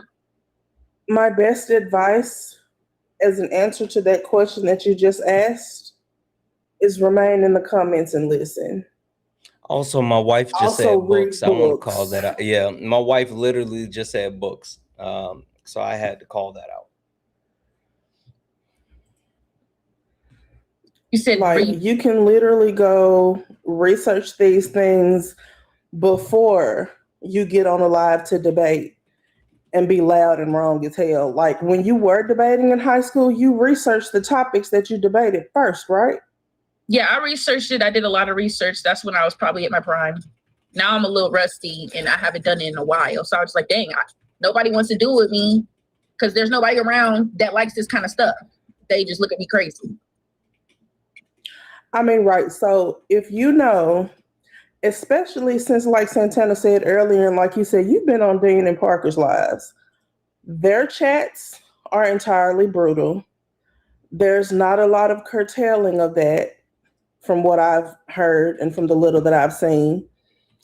And there are absolutely people that disagree with them, white men that disagree with them, that come back on their lives later and say, hey, your chat sent me a whole bunch of hateful messages. So you as a Black woman specifically are absolutely going to get that worse. It's crazy for me to believe that, well, I can't say crazy. It's difficult for me to believe that you went over there holding these same positions and nobody from either of those places sent you anything. And this is the first time that you've gotten hateful messages from people after having ridiculous stances on things. No, okay, so let me say this. So I did get a little bit, I did get some from them too. I did get some, I couldn't get back on it, like, cause his stuff be booked up and whatever, like at the time and stuff. And then I just forgot about it. But I did, when that day that I got on live and Santana was on there too, that's when I had a lot of information. That's when I had did my research. And that's when I was definitely like on point that day. Today, that was boo-boo. That was not okay. That was a hot mess. But you I said wasn't that on there you've and never stuff like gotten that. any And I messages stood like on that everything from I people said. before. You said, yes, ma'am? But you said that you had never gotten any messages like that from anybody before just because you were on a debate and disagreed and blah, blah, blah. But it wasn't like how theirs was. It was like weird emojis and stuff they were sending. His was a little bit way different, like just saying just weird stuff like about me, saying like, oh, like, just like, oh, how are you a black woman? Just saying different things out of hit on his. The other ones were like laughing emojis, this and that, and I just deleted it and whatever like that. It was just stuff like that. It was a little different with the stuff that his chat was saying. And then I think I deleted it and everything like that.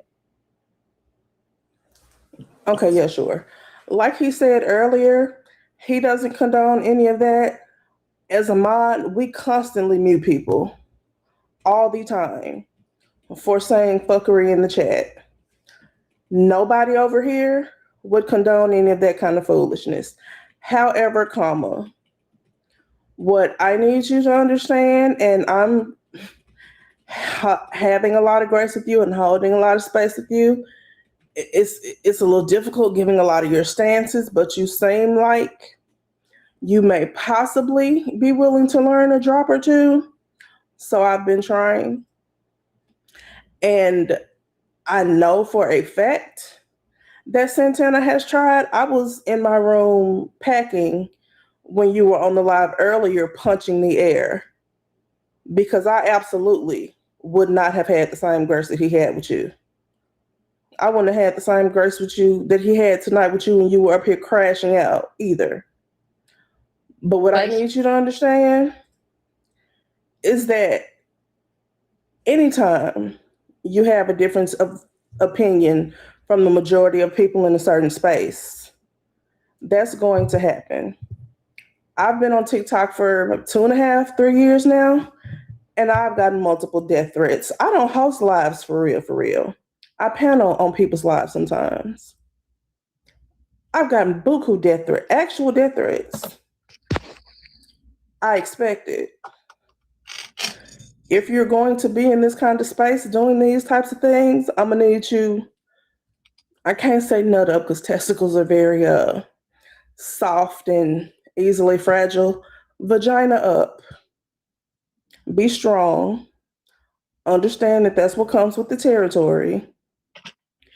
Research what you're saying first, like you did in high school. Research what you're saying first so that you don't sound ignorant on a panel and so that you'll have actual factual information.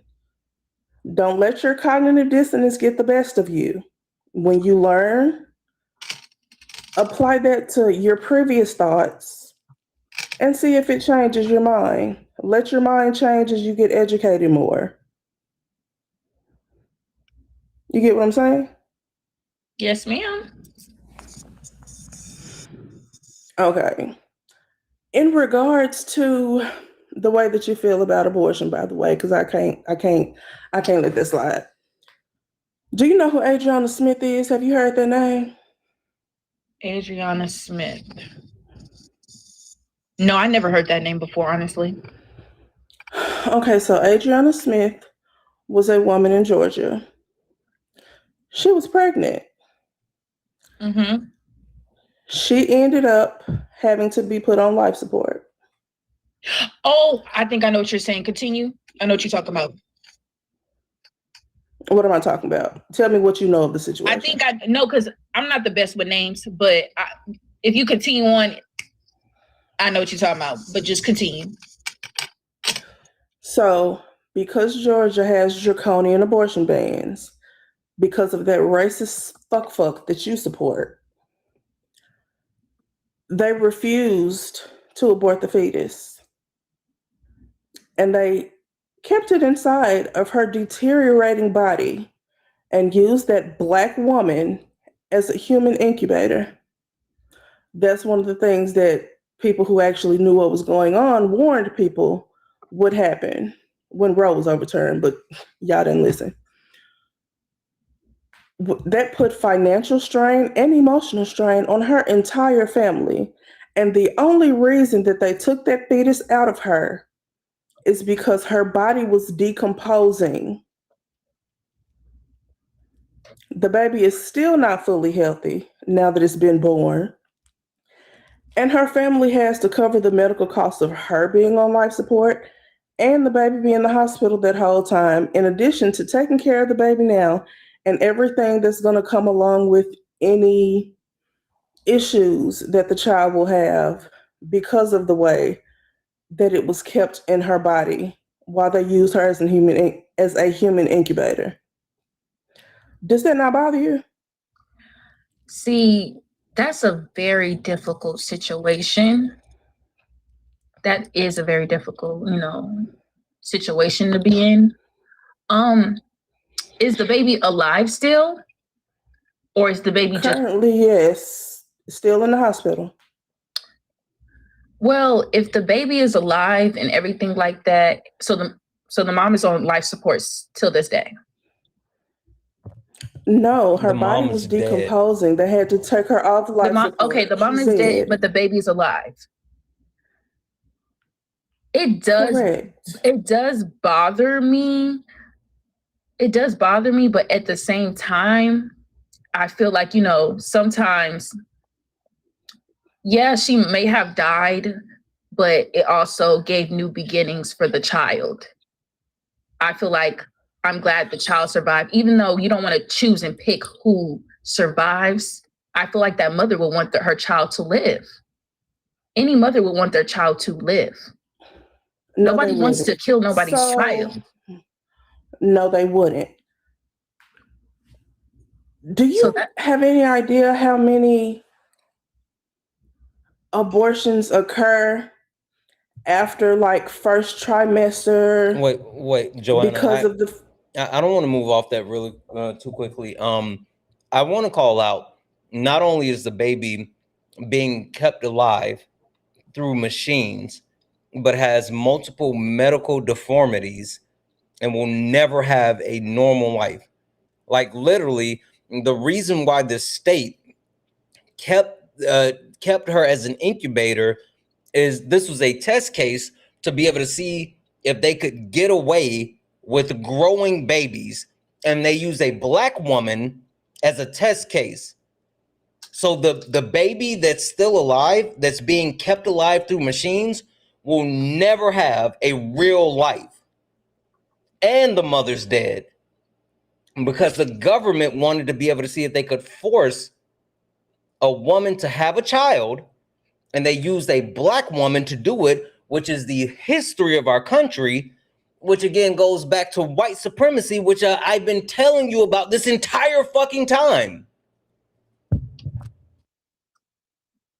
Okay. So when you mention all of that, no, that's definitely wrong. If they're using her as a test and, no, that's completely wrong then. No. That wouldn't have happened had Roe not been overturned, is the point. And it's not even just that. That's just one horrible case. A woman was in Arkansas, the state that I live in, within the last couple of months. Her baby died inside of her, and they wouldn't take it out either. She was on the brink of death, and they still wouldn't do a fucking thing. Her husband had to check her out of that hospital and drive her to Kansas so that they could take the dead fetus out of her so she wouldn't die too. You agree with that too or no? See, that's the thing. That's a little different though. That y'all talking about like miscarriages and stuff. That the one you're talking about right now, that's a miscarriage. Like if someone's having a miscarriage, it doesn't matter. It doesn't matter. It doesn't matter. No, it doesn't.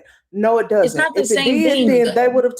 If it mattered, then they would have taken that dead fetus out of her. It doesn't matter. It doesn't matter to them when you support.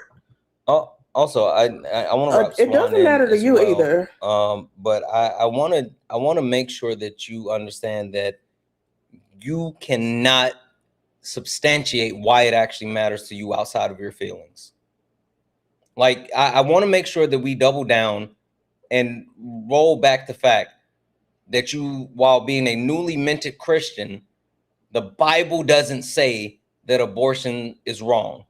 And also, when you talked about the law, the Constitution doesn't grant rights until the person is born. So, like, your lived reality as far as your feelings are only your feelings.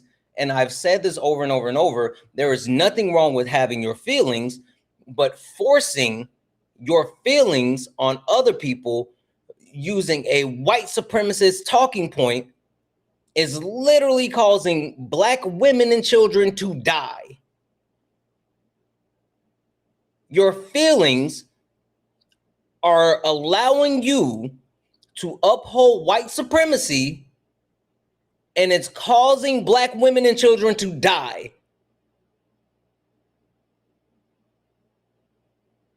Swan, thank you so much for joining. And the reason why I want to wrap Swan in is because Swan, I invited Swan in, and originally Swan, it was because, like, this has been a whole thing. Kenya came in earlier. She wanted to, for some reason, debate me on abortion. You know, I don't debate abortion. I told her, like, I had no interest in that. But I told her we could talk about her worldview because she said that she was a Christian. And so I wanted to talk about, like, Christianity. That turned into a whole different thing. She said she hadn't been sleeping. She said she was a little bit delirious. She said that babies actually eat with their lungs while they're in the womb. And now she's saying that she was confusing that with the actual I can't believe I said that. Yeah, the umbilical cord. And we talked about, like, the Bible. We talked about the Constitution. She left. She came back. Apparently, some people reached out to her and was talking shit in the comment section. She was upset at me because she's like, "Oh, you let them do it." When I'm like, I don't know how I could have been responsible for it because I didn't know that was a thing, and we could have talked about it, whatever. And then we looped back around, and she was still talking about abortion, and I just, like, finally fucking broke it all down as far as, like, the fact that abortion, when it comes to the overturning of Roe, broke down the Heritage Foundation, broke down the fact that the white population has a declining birth rate, broke down the replacement theory, broke down the fact that if it was only Black women, indigenous women, Asian women getting abortions, then they wouldn't give a fuck. But since it's white women and they want to increase the white birth rate, this is why they're putting this heavy focus on it. And I talked about the inference on white supremacy. I talked about the Black mortality rate for women and also the infant mortality rate for Black children and all of these things. And now we're here. And I originally sent this for you to say, like, hey, because I said there's some really amazing Black women that I share spaces and community with, and you should, like, associate with. But now she's back to this whole abortion thing. So, Swan, I want to give you the floor. You got it. Yeah, I think a lot of people don't necessarily approach this discussion from this angle, but the reason why abortions are demonized so heavily is because white men wanted a monopoly on that aspect of healthcare. Capitalism. They just want to be in control and they want to benefit and profit. They were able to find ways to spin it as a narrative for other things. I mean, like, when we look at abortions, right? What negative impact do they have on society? Zero. No impact at all. It literally is because white men saw that women were coming up in that aspect of healthcare. They did not want to see women becoming more successful. So they put a stop to it. They wanted to take control and make sure that they had control of the, and they wanted to monopolize on that. It literally comes down to that. Even when we talk about, like, declining birth rates and things like that, that's the whole, Great Replacement theory that's rooted in white supremacy, right? Essentially what it is it's just them reinforcing their numbers. They're upping their numbers. And they've found a way to do that by legislating women's bodies. but that is not going to change the numbers. What lifestyle has changed, right? Women are waiting a lot longer to have children. Some women don't want to have children. In the past, what was it? Was it 1974 when women were able to like finally get a credit card on their own? And I think what 1998. I know the 70s. I know it was the 70s for sure. Yeah, and then I think it was maybe the 70s or the 80s, and women were finally allowed to have a business. Before that, women were under the control of their husbands, of their partners. When we talk about like marital RAP3, right? That was something that has just recently been acknowledged. This is all about just control and money staying in the pockets of white men. You don't have to and here's the thing, this is the other thing I never understand, right? Because the decision to get one should only be between the person who is going to be carrying the pregnancy and their doctor. And that's it. The reason why men feel as though they should be able to have control over that decision is because of patriarchy. Like that's it. There's this entitlement that they have. But it shouldn't be any of their business. It should be between the person that is going to carry the infant or the baby, right, to term, and their doctor, and that's it. That's it. I'm not really sure. Like, if you, for yourself, don't think that they're okay, that's fine. But why do you think that you have the right to control that for other people? Well, I'm listening, guys. I'm definitely listening. I think this is time to listen because I feel like I already think I'm ignorant anyways and whatever like that. So I don't know. I just believe that, something bad can turn into something good and just it can bring new beginnings and can be healing in some type of way. Yeah, sometimes people have to die in the process, but certain things happen in life. I feel like it's up to God. It's not our choice to make. Like, I don't feel like anyone should make that decision at all. Not no white men, not no black men, nobody. So that's just my whole thing on it. That's how I see it and everything like that. And I feel like sometimes people twist my words when I discuss about it, just like with the sexual assault victims and different things like that. And I'm just like, I stand on the fact of that too, for them as well. Because you could turn something that happened to you bad into something good, despite you feeling some type of way. Like you said, my feelings are feelings, just as their feelings are feelings. And you can push through those feelings because your body, it's not just about your body, it's about your spirit as well. Feelings are literally causing Black women and Black babies to die because your feelings are upholding white supremacy. I've said this like 10 times, and it's like I don't know if you're not understanding or hearing me or whatever. I'm understanding, and I understand your view. Hold on. I may not be agreeing with you on certain things because I may not know how to respond in that. That does not mean I don't understand you. I understand you completely. That's why I'm not saying anything back towards you. If I do not understand it, I would be arguing you right now. May I interject here one second? I want to make sure I'm not interrupting. If you need me to catch you up on anything, then let me know.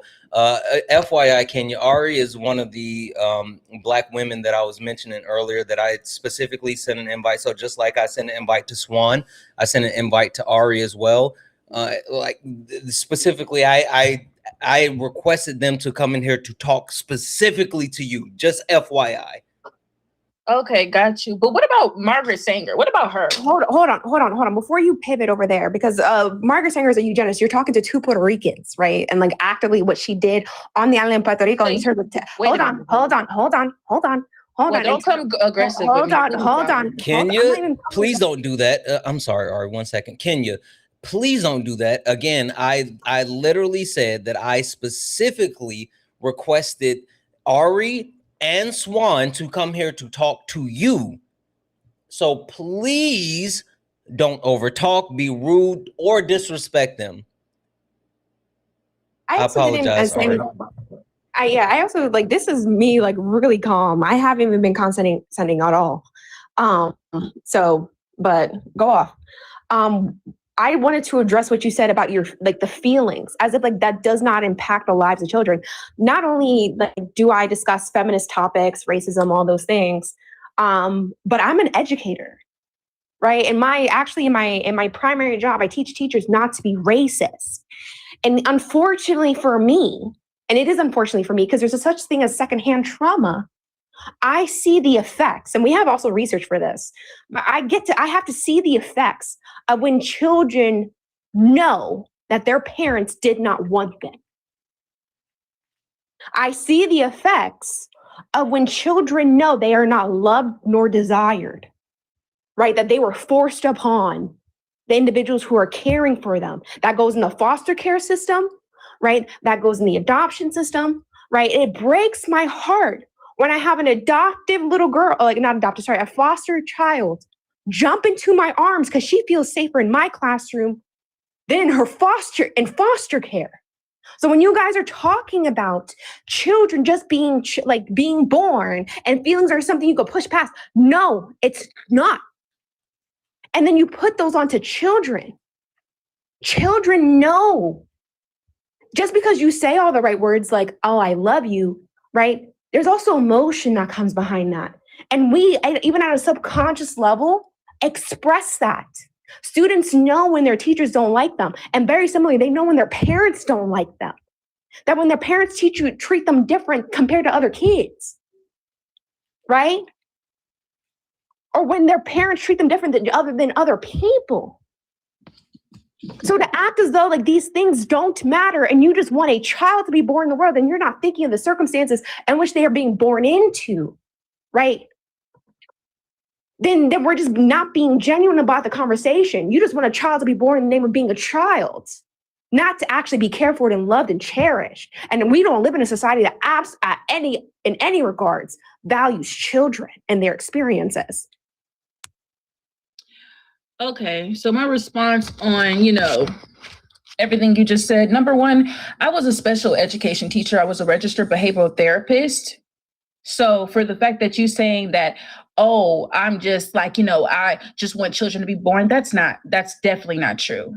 That's definitely not true. I feel like children are the future. I want to have about 5 kids. Are you going to let me finish first? One clarifying question. What type of behavioral therapist were you? I said a registered behavioral therapist, and I did childcare, and then I became a registered behavioral therapist at one point. Were you ABA? Yes, I was ABA. Yeah, ABA is extremely harmful. How is it harmful when you're helping them with their social skills? You're not. It's white supremacy. How is it a waste? How is it a waste of time when these parents can't help their kids and they deal with them all the time? I really work with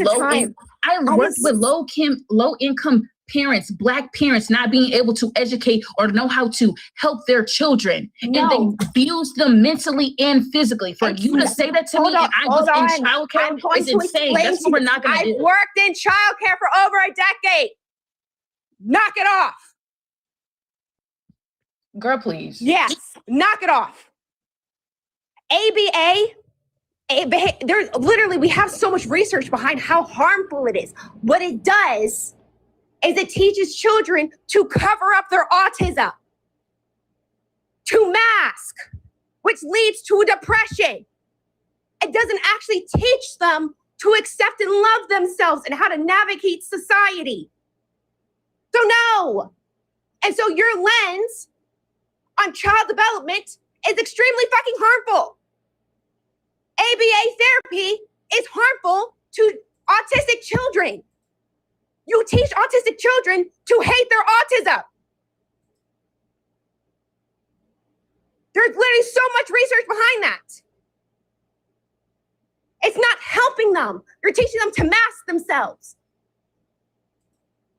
Love who they are, and that you know what? They're not going to have access to everything, and that's okay. How can they navigate society? Knowing themselves in the best way possible that they can. Like for me, I'm autistic.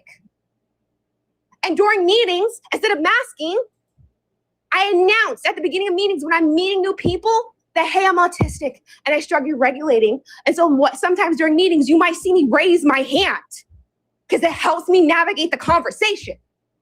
That is having children embrace their autism while giving them tools to navigate, not telling them to shut up and you need to sit down and just learn how to sit there quietly, not over talk.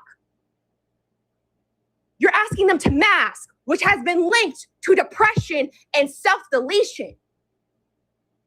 You don't know what you're talking about. Am I able to speak now? Yeah, one second. I just want to call this out for the people in the chat. I've seen multiple people saying kick fun, kick fun. We're not doing a kick fun. I have not only do I have Black women up here that I trust to be able to have this conversation. You guys, sorry, I'm just call it how it is. I'm not a fan of kick funds for Black women.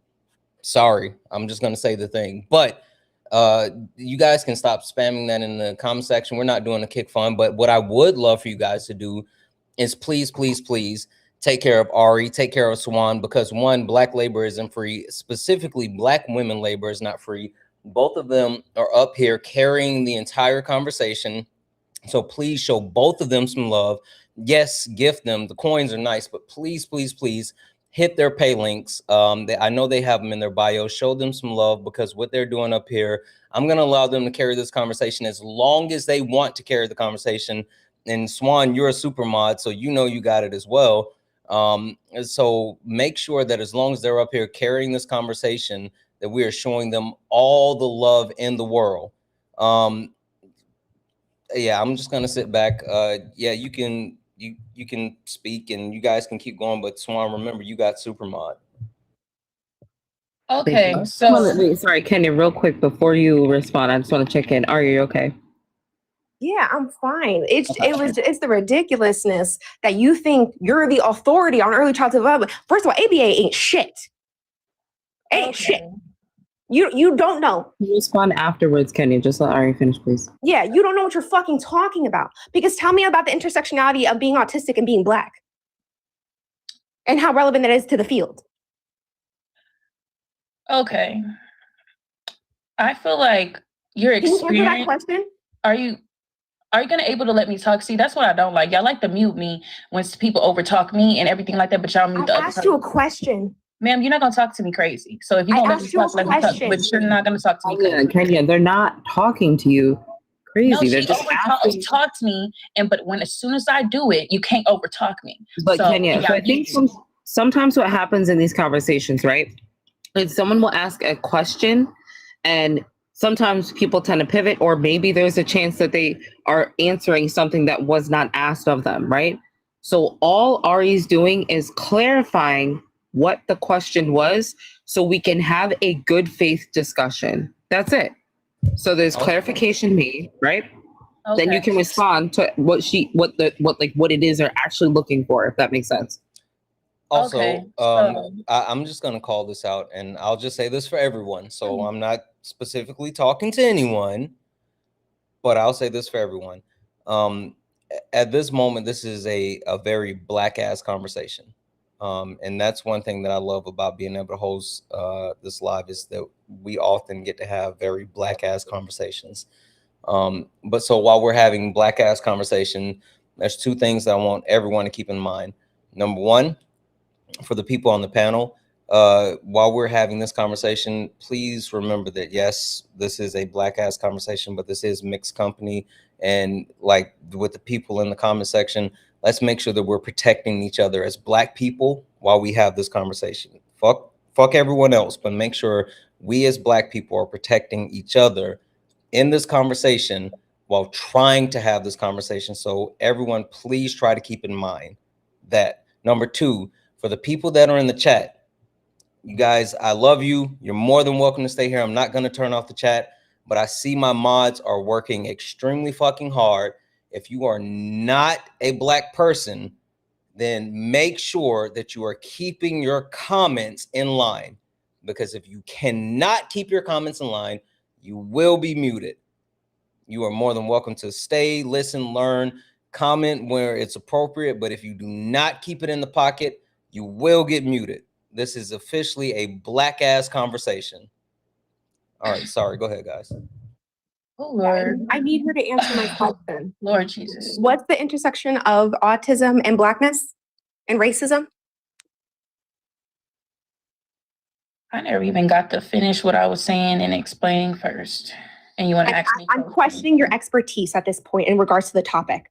What is the intersection? Clearly, like you said, you have 10 years, a whole decade over me. So you probably know way more than me. And also you're biased because you do also have autism and you have experienced ABA as well. So of course you feel the way you feel. I never went through, hold on. I never went through ABA therapy.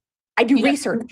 I'm autistic. Research, but you never experience it. So how can you say something is bad when you never experienced it? I don't need to experience ABA therapy. You do need to experience something. No, I don't. So, do I need to experience being trans to advocate, to understand how transphobia appears in our society?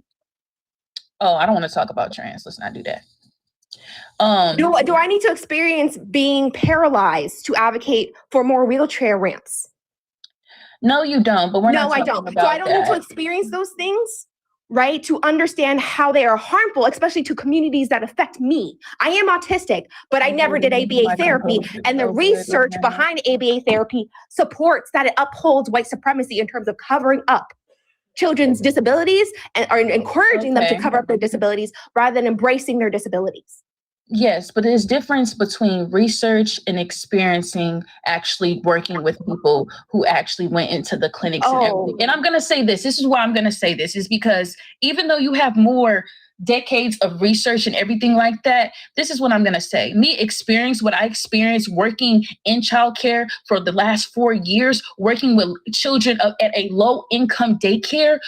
Literally one teacher in there dealing with 20 kids at the same time and 12, and it's literally 6 kids in there that are autistic and their parents are literally beating them, whooping them, not understanding how to communicate with them because the teachers are screaming and yelling at them and don't know how to help them with their social skills. Help them with their social skills and everything like that. I experienced it and I felt so bad for them. They literally were giving me, let me finish, please, because I've been holding my composure with you, ma'am. And I'm telling you right now, stop it. You knock it off. Because you don't want to overtalk me. I'm not the one. I'm not the one. I'm not the one, 2 or 3. So I'm telling you, you can't overtalk me. Wait, Kenya, hold on for a second, please. I think we're trying to just find some common ground in the conversation. But she's getting defensive. She's making it about her because of her experience. I'm not making it about me. That's the difference. That's not what's happening. I research things all the time. It's a difference between researching something and experiencing it. People research sex and their virginity all the time. They research so many things. And once they experience, it's a whole different ball game. Like I said. Wait.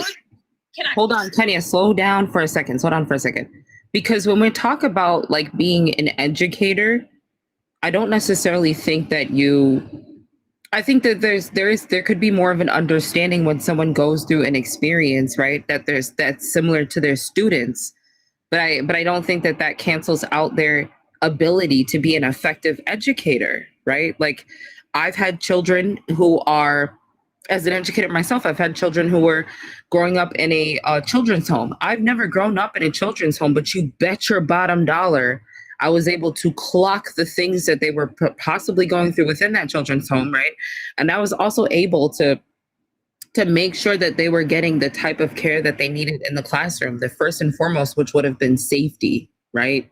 That would be my first thing, is safety. I have to make sure they feel safe because I'm sure their world has already been traumatizing, right? And then, based on other things, from there, I would have to make sure that I'm implementing that in my classroom as well, or just creating that environment. I mean, that's an environment that I would create for all children, but it's very different when you're growing up without your parents, right? So I've never experienced that myself, but I do know that it's important to understand and to be able to see that, right? And I also think that it's important. A lot of times I think as educators, we get told, hey, this is the format or this is the curriculum or this is how we're going to approach something. And we don't necessarily always criticize it, but I think criticism is necessary, especially with the ways in which the world has been changing. We as adults have been going through a lot ever since this administration got into office. I don't even think that therapists were ready for all of the changes that we've been through. Let's talk about the fact that we started with plane crashes. And now we're here. We've been traumatized by so many different things, the files, by so many different things, right? Yes. So like just think about like what children would be dealing with when they're in that environment, right? Or they're having parents that can't necessarily navigate those environments. But I just wanted to say that just to bring the conversation back. I think Ari is genuinely trying to come to common ground with you, and Ari is not being aggressive with you in any way, shape, or form. Even saying that Ari is aggressive is quite anti-Black. It's harmful. Yeah, sorry. Go ahead, Ari. Go ahead. No, you're good. I apologize, and this is where yes, I'm going to push back always against not using science, because science also helps us understand experience, right? We're going to look at the way white teachers look at Black kids, right? And they're going to look at Black kids and they're going to say something else, that those Black kids are just bad. Without looking at the research, is it me as the teacher or is it the kids? Research says it's them as the teacher. But if you went through their experience and what you're talking about, then that experience would say that their experience is true and it's the kids, right? And then that's how we uphold racism. Yes, so, I can definitely agree with you. So hold on. And this is where I was trying to find common ground with you and pause you. Because I'm a teacher who teaches teachers not to be racist. I specifically work in early childhood. I'm in the classrooms. Right, I've managed classrooms of 15 or over, like 18 4-year-olds by myself, right? Multiple of them undiagnosed neurodivergent because their parents won't get them assessed, right? I have one hanging off my back because it's going to keep him from harming someone else. And I have one occupied doing trains and the other one doing dance with the other kids, but I have to keep an eye on him because he might kick someone in the face, right? I've been there. So like, let's not act like I haven't been on the boots on the ground, just like you have. I have been. I've been in them classrooms and I've seen what parents do. I've tried to work with parents. I've done all that. But that's why I look towards the research, because when because for some of these people, they just believe spanking their kids is going to set their kids right. That does not work. And then when we look at like long-term research, we just see more outputs and more criminality too. They don't have trust. So how do we actually fix the issue? Research helps us find that, right? Not just our own experience, because our own experience, as you said, might be biased. And you're not counting that your own experience might be biased either. That's why I look towards research, because I understand my perspective might be biased. I wasn't the teacher I have always been. I was not the perfect teacher at all. I have a lot of regrets in my teaching career. I wish there were things I didn't do as a teacher, if I would have known better sooner, if someone would have taught me or talked to me sooner about my practices. I'm happy it took me seeing my one student I talked about before, where I recognized that all he wanted to be was seen. And he changed the whole trajectory of my teaching career. That all children need to be is seen and validated. And so when you do these practices, when you don't recognize their Blackness, when you don't recognize that they're treated differently via their gender, when you don't see them in their own experiences, when you're forcing them into a family dynamic where they are not loved and supported, are we truly supporting children? The answer is no. We are not giving them the tools to success. We are setting them up for failure. We don't care about what happens to them beyond them being born. Right? That's why people are always doing all these band-aids like, oh, I can beat my kids. Corporal punishment is allowed in schools in Texas, right? And there's so much research against corporal punishment. But we still do it because we feel like we can beat kids because we treat them like dogs. So the research is what matters, but we don't listen to it because our feelings matter more. For me, I'm a facts over feelings because I understand I do have bias, but that's why I go to the research because it's not. And if we have the most evidence to say something is true, then that thing is most likely true. Just like with gravity, that's how we understand gravity to be true. Gravity is not objective. That's just the thing we have the most evidence towards. And right now we have the most evidence that how that supports children, and supporting children, to get back to the whole topic, is not forcing parents to have them.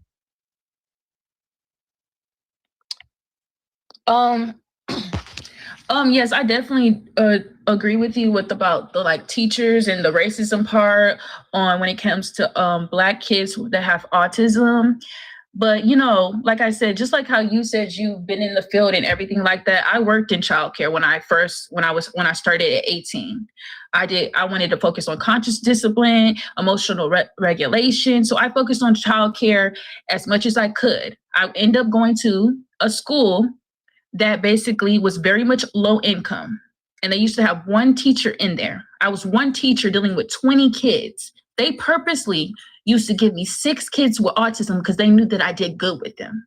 They knew I knew how to work with them. They knew that I knew how to help them. Because every time I saw someone in that community, our own people in that community, didn't know how to deal with it, didn't know what was wrong with their child, didn't know how to help them regulate with their emotions. I knew that I wanted to do more. I feel like God wanted me to do more because I like a challenge. So when I went into ABA, that's exactly what I did and became a registered behavioral therapist. Yes, maybe the techniques and everything like that can cause those kids to have depression and basically not let them be themselves and everything like that. But at the end of the day, we do have social cues. And I'm not saying that it should be the norm or anything like that. For example, I have ADHD. I used to go to those classes to help with my comprehension because not saying it's the same thing. I used to go to those classes because I used to pass tests, but for some reason I couldn't comprehend a lick of something if I wasn't interested in it. And there's certain techniques you have to go through and realize and challenge yourself to be able to understand the social cues and how to basically help yourself. When it comes to those techniques that they use for the behavioral health and everything like that and stuff for those children, it's not to basically, it's not basically to harm them, but it's also for the parents because the parents don't understand. The parents don't educate themselves. So they try to help in some type of way to help educate the parents to be able to handle them at home because some people don't have patience.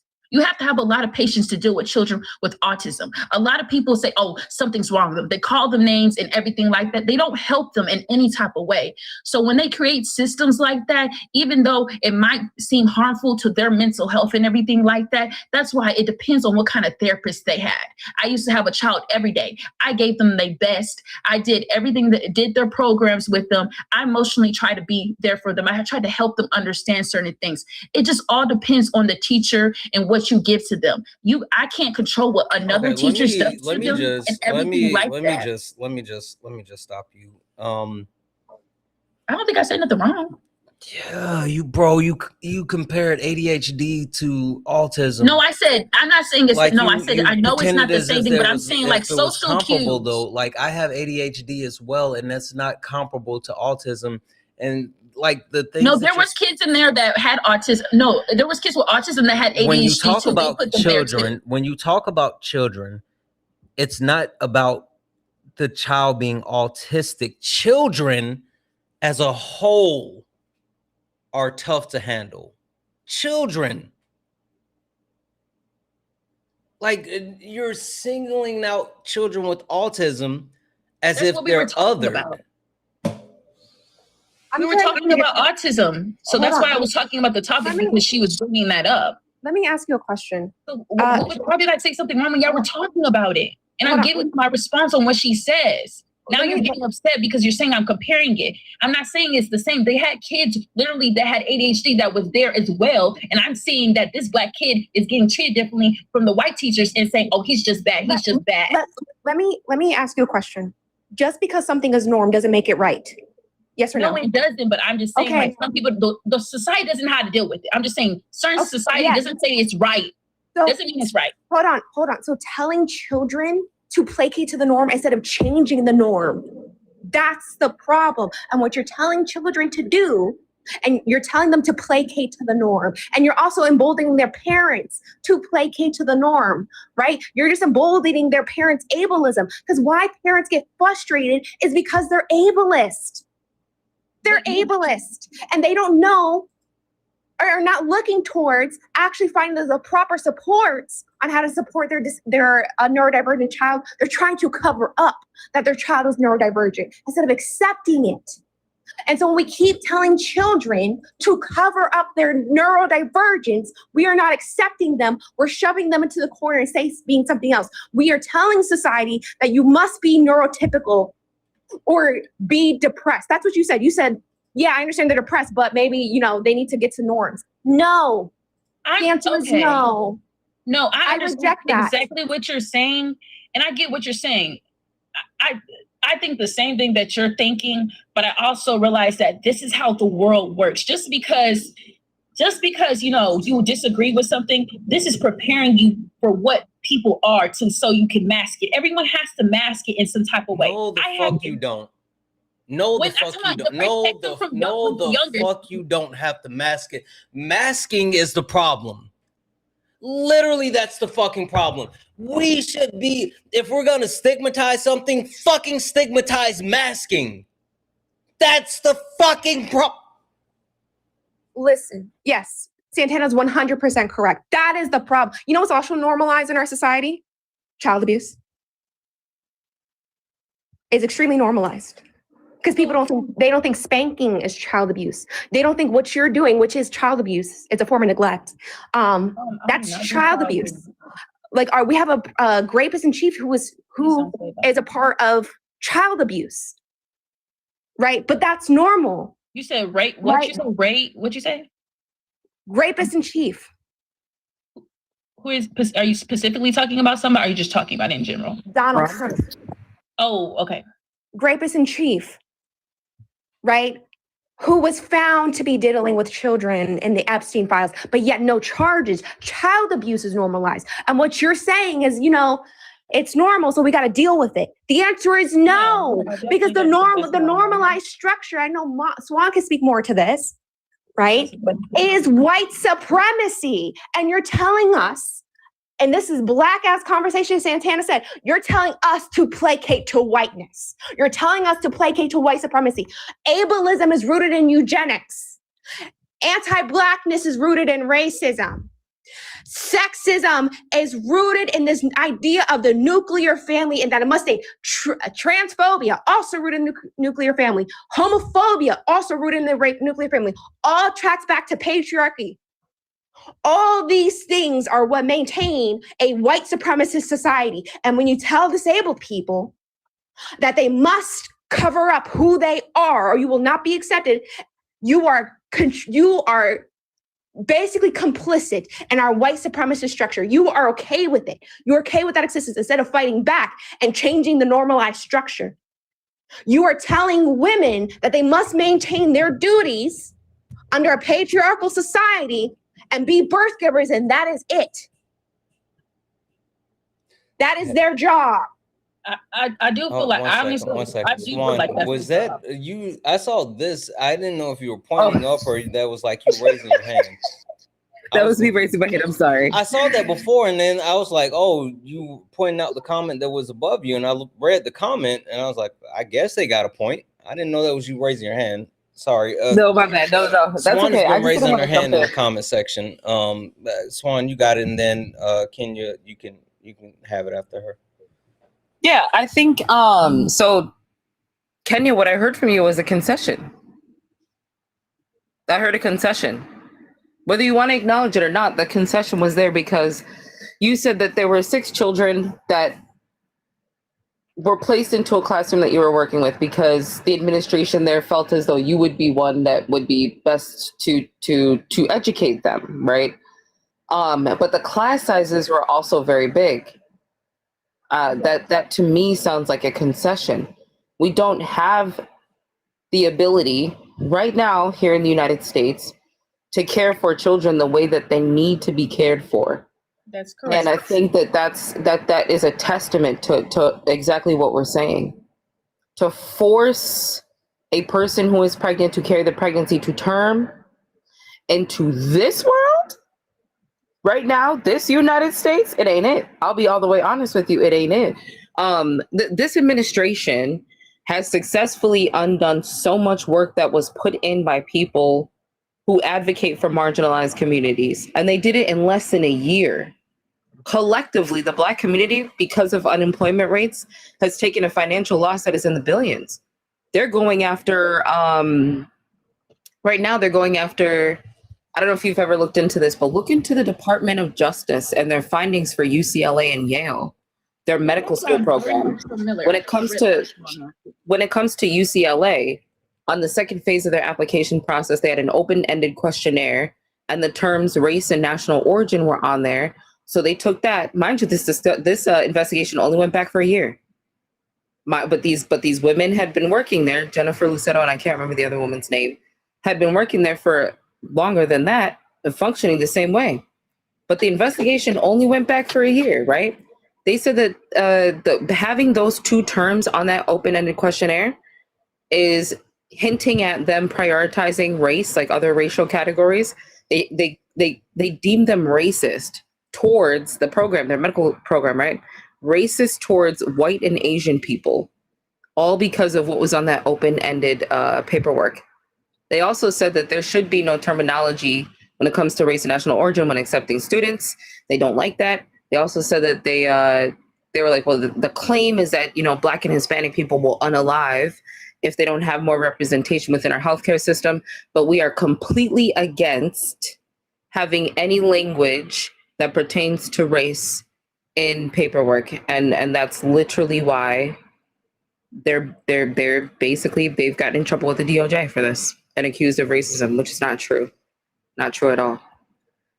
The last thing I'll say is this administration, when it comes to the maternal mortality rates, because Black women are going to be forced, right, with ABs or bodies being legislated. I don't know if you heard the hearing with RFK when he was asked multiple times about the maternal mortality rates for women, more specifically for Black women. He said, this man said, oh, maternal mortality rates have gone down by about 42%. We've implemented a perinatal program within 250 hospitals here in the United States, right? When you go to the government's website and you look up his plan, Make America Healthy Again, you can't find anything about a perinatal program. They also cut funding to institutions that would be tracking these things. So Black women, right, are putting themselves in harm's way. Every single time we go and give birth, we risk our life and we risk the life of our infants because this administration has now pulled the plug on making sure that things are more equitable. Right? I just, you conceded already. The concerns that you brought up, the things that you had said, even just about your own position, that's a concession. There's a lot happening in the world right now. Legislating women's bodies on top of that, more specifically Black women, I don't think that this is an environment that would be a fostering environment to force a woman to have a baby right now. Well, it should just be the woman's choice. I feel like you can change your environment. You can change the future. You can change your present. You can do whatever you can. Well, hold on, Tanya. Hold on. I am going to cut you off. That's disingenuous because that's a hypothetical. That's not reality. And we like to stay in reality when we have these conversations. Okay. We got to stay in reality when we have these conversations. Wait. Swan, I'm going to actually agree with her on this one. I do think that you can change your mind and you can change your reality and you can change how things are done. Kenya, I agree with you. I believe in the you future. can change your mind, you can change your reality, and you can change how things are. And I am a firm believer and advocate for when you get new information, you change your mind, you change your reality, and you can change the world. And right here, right now, our world is this live. And our world consists of over about 2,000 people watching. And I said maybe about 30, 40 minutes ago that I don't do kick funds for Black women. But I've got new information. My reality has shifted. And now the world has shifted. Now, while I will not be profiting off the back of Black women, I will definitely let Black women profit off the back of Black women. So I'm going to let you speak, Kenya. But we officially have a $400 kick fund. And what that means, chat, is that we're going to be splitting the $400 kick fund between Ari and Swan, $200 each. So if you would like to add to the kick fund, you know what to do. Cash App, PayPal, Venmo, pay links and link tree in the bio. Santana speaks for you. Sorry, YouTube, it has to go through the pay links. We will be splitting that between Swan and Ari because Black women's labor is not free. And this has been a hell of a conversation. So my reality has changed. And if you want to change your reality, chat, you know what to do. Kenya, the floor is yours. I will keep you all updated. Okay, like I was saying that, about, I feel like, just because the economy is not good at the moment, of course, access to certain things medically, career-wise, and just financially at this moment, it's not looking good for America at the moment. Not for anybody. I feel like, even though, people say that it's not it shouldn't be a woman's birthright to, be focused on having children. But honestly, there are people who aren't meant to have children and that just wants to, focus on their career and everything like that. And that's perfectly fine. Not everybody is meant to have a child. But in some cases, I feel like when certain things happen, it's not necessarily your choice. But then again, I feel like children are the future. When you die and you want to die, who is going to take care of you? I mean, when you get old, who's going to take care of you? Your children. You wouldn't want your children putting you in a nursing home. Who don't y'all take care of y'all grandparents, your mamas, your dads, all of that? You need somebody else. You're going to have to need the next generation to take care of you family-wise. And that's why I'm pro-life, because children is a sense of new beginnings, change in this world. Children are the future. Literally. That's not old ways and new ways and everything like that. That's not their job. That's literally it is their job. When they become an adult, it is their job. Did you know that children literally, when you're a child, you're literally going to high school, middle school, because you're supposed to be doing something next. Everyone has a path. Hold on. Let me ask you this. Are children autonomous? You said what? Are children autonomous? Define autonomous, please. They have a mind of their own. Yes, they do have a mind of their own. Can they make decisions when they get older? Yes, they do. So, do they actually have to take care of you? No, they don't have to actually take care of you, but when you're raising a child, you're raising a child.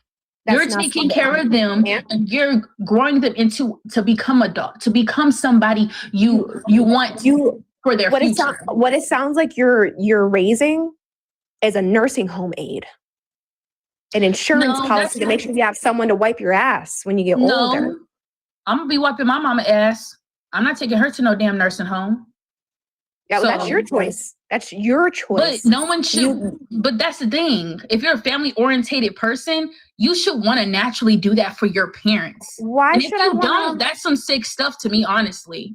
That's bad, because I'm gonna take care of my parents. I'm gonna take care of my family. What about I'm gonna make sure I do the best thing I can for my family? Let's look at the reality, because we're talking about children and marginalized identities who have been harmed as well. What about, and trigger warning, content warning, 5. You said marginal. 4, 3, 2, and that's not for you. This is for the chat. 1, trigger warning, content warning. What about the child who was raped by their father?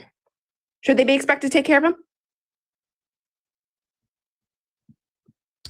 No. Y'all love to throw that. What about the child who was emotionally neglected by their mother, who was abused emotionally? They were told they were nothing. Should they be obligated to take care of their parents? I was emotionally neglected, and I'm still gonna take care of my mama. Should they have to? Yes, you should. You should be forgiving, and you should heal. You should not do an eye for an eye. So you think people should be forced to take care of their abusers.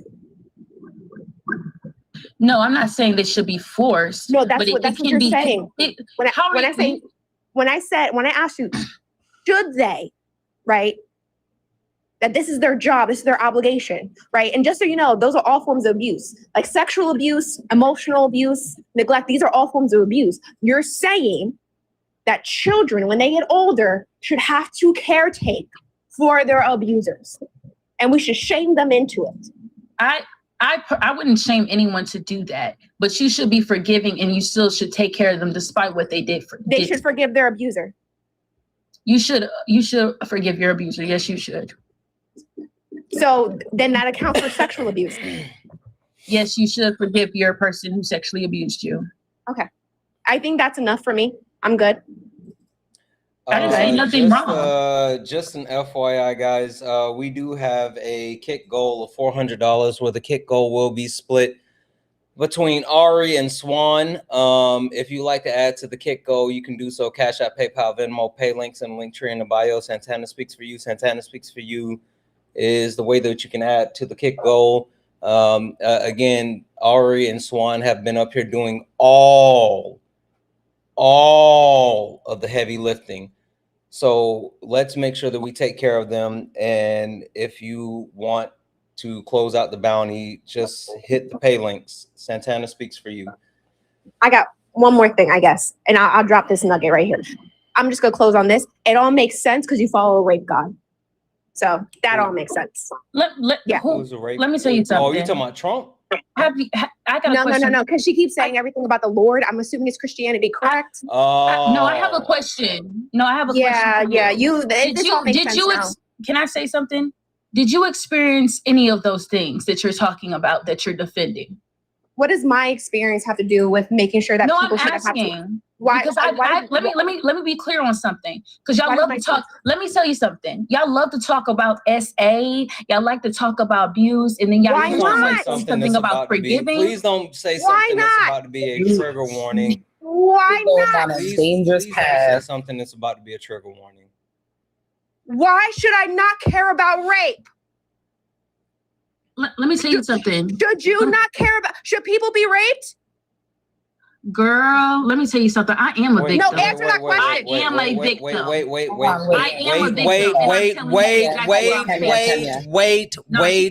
Wait. Kenya, the question is, should people not care about victims?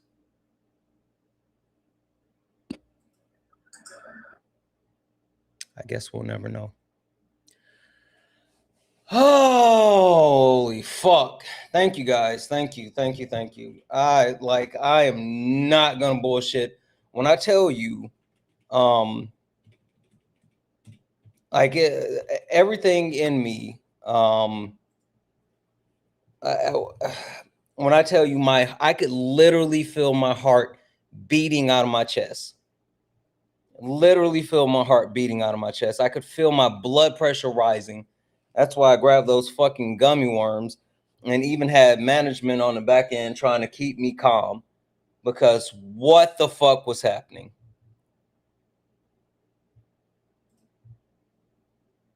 I'm sorry, y'all. I apologize. Anything to apologize about? Yeah, don't apologize. One second here.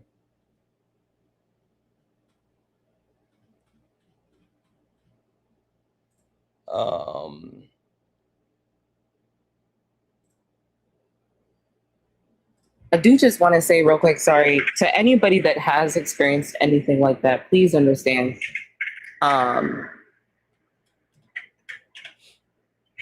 That like your experience doesn't define who you are. And I do apologize to anybody that was triggered by that, because that was really, really heavy. I'm okay. But I just know, I mean, with 1.5 people in here, I'm sure somebody may have been triggered. So I just want people, especially if you're a survivor, just take a deep breath, unclench your jaw, If you need to find something in the room to focus on, please do so. Drink some water, grab yourself a snack. If you have to exit and then come back, please do that as well. But I just want you to know that if you are a survivor of it, to please take care of yourself. Please take care of yourself.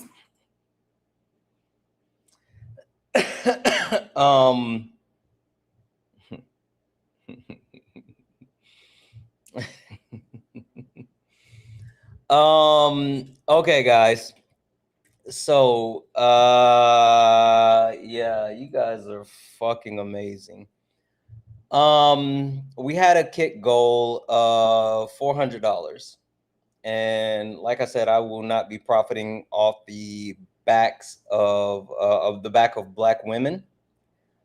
And Ari and Swan were up here doing the heavy lifting. And so since Ari and Swan were up here doing the heavy lifting, we were going to take the $400 kick fund and split it evenly between Ari and Swan to give them $200 each. And now while I say this, I will like to directly point out that you guys should continue to show both Ari and Swan all the love in the world because they are amazing and they have the patience of saints. And I wanted to crash out so fucking bad. And literally the only reason that I didn't crash is because I wanted them to be able to finish having such an important conversation. So please continue to show them all the love, support, kindness in the world. And also check out their pay links, because I know their pay links are in the link tree in their bios. Show them some love, do all the wonderful things. But while we were looking to do a total of $400 that we were going to split between Ari and Swan, $200 each for the kick, for the labor, because again, Black woman labor is not free. After setting the $400 kick goal, and I put thank you up after the goal was clear, just to, you know, make sure you guys there's no funny business. As soon as the goal hit, I put thank you up again, $400. But a bunch of people decided to be super kind after I said thank you, and even after we kicked Kenya. So for the $400 kick goal, we got $956, which the $956 will be split between Swan and Ari. So both of them will be getting $478 each, because Black women labor is not free. Black women labor is not free.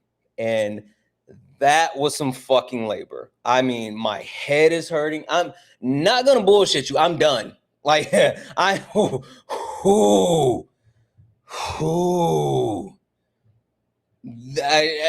earned it and they're underpaid. They fucking earned it and they're underpaid. So I will be sending $478 to both of them. And I will be posting the receipts in the Discord so you guys can see, because I believe in transparency. I believe that, you know, making sure that people know where the money goes. And then if you're not in the Discord, you can always reach out to Kay or one of our mods, and we can get you a copy of the receipt in case you are not in the Discord. So W's in the chat for you guys. Thank you for that. Ari, Swan, thank you for the emotional labor. Thank you for the information, the education. I want to give you both the floor, give you guys some time to talk, especially while we got a crowd of still about total across the board. We got almost still about 2,000 people watching. So I would love to give you both an opportunity to speak to the people. And I'm just going to go ahead and take the initiative to bully both of you on behalf of YouTube, because I know that's going to come.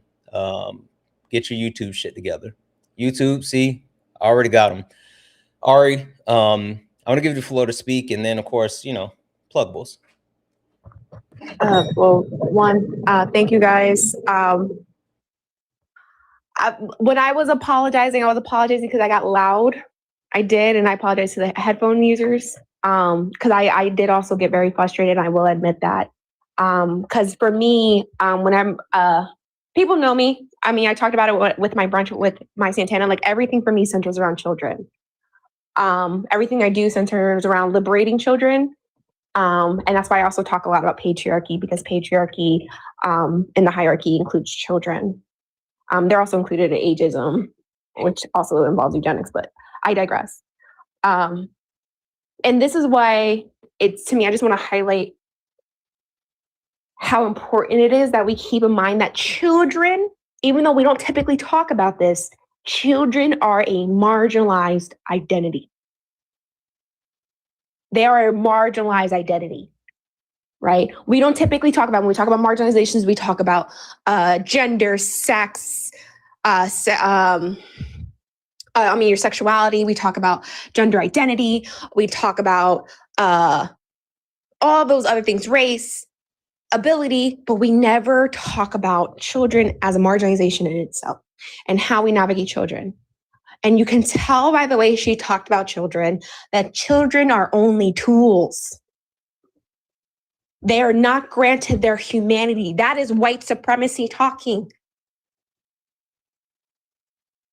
We need to be mindful and unpack how we literally look at children.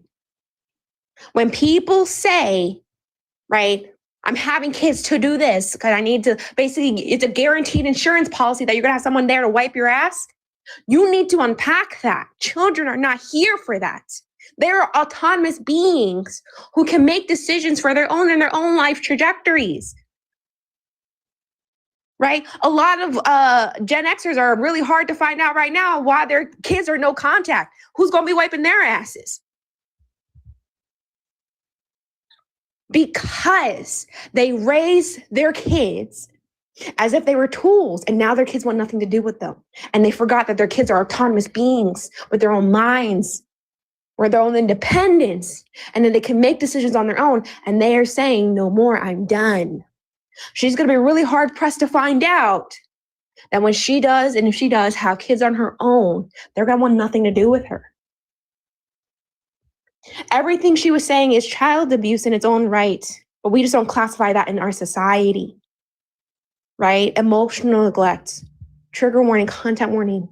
And so if that's your experience, you are not, no one is going to force you, especially not around me, to forgive your abuser. If you do not want to, you do not have to. That forgiveness is for you and whether you want to give it or not. If you don't want to, that's perfectly fine and acceptable. There is no shame in that. If you want to give forgiveness, that is your choice. And that's for you to give. No one else is. Fuck them. It is your journey, absolutely. I want you guys to keep that all in mind, because that's why a lot of times, especially when we're talking about sexual exploitation too, a lot of times the overwhelming majority is children, because they're tools. We see them as tools. We dehumanize them. We treat them like dogs. This was a very difficult conversation. If anybody has any questions, I know there's questions about research and all that stuff, feel free to check out the links in the bio in my Discord, where I see a lot of my research over there. I also have contention. She mentioned conscious discipline. If you want my views on conscious discipline, actually, I don't like conscious discipline. I think it's very white-centric. It's a huge tactic used here in Texas.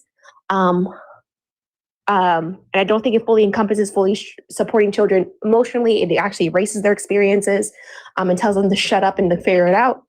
In so many ways, if you guys want support on what conscious discipline is, or you want feedback on that, I'll be more than happy to support that as well. I run a book club too, where we unpack. And I guess one of the books that we're going to read next, that was a recommendation to me also to read from another mutual, is this book called Childism.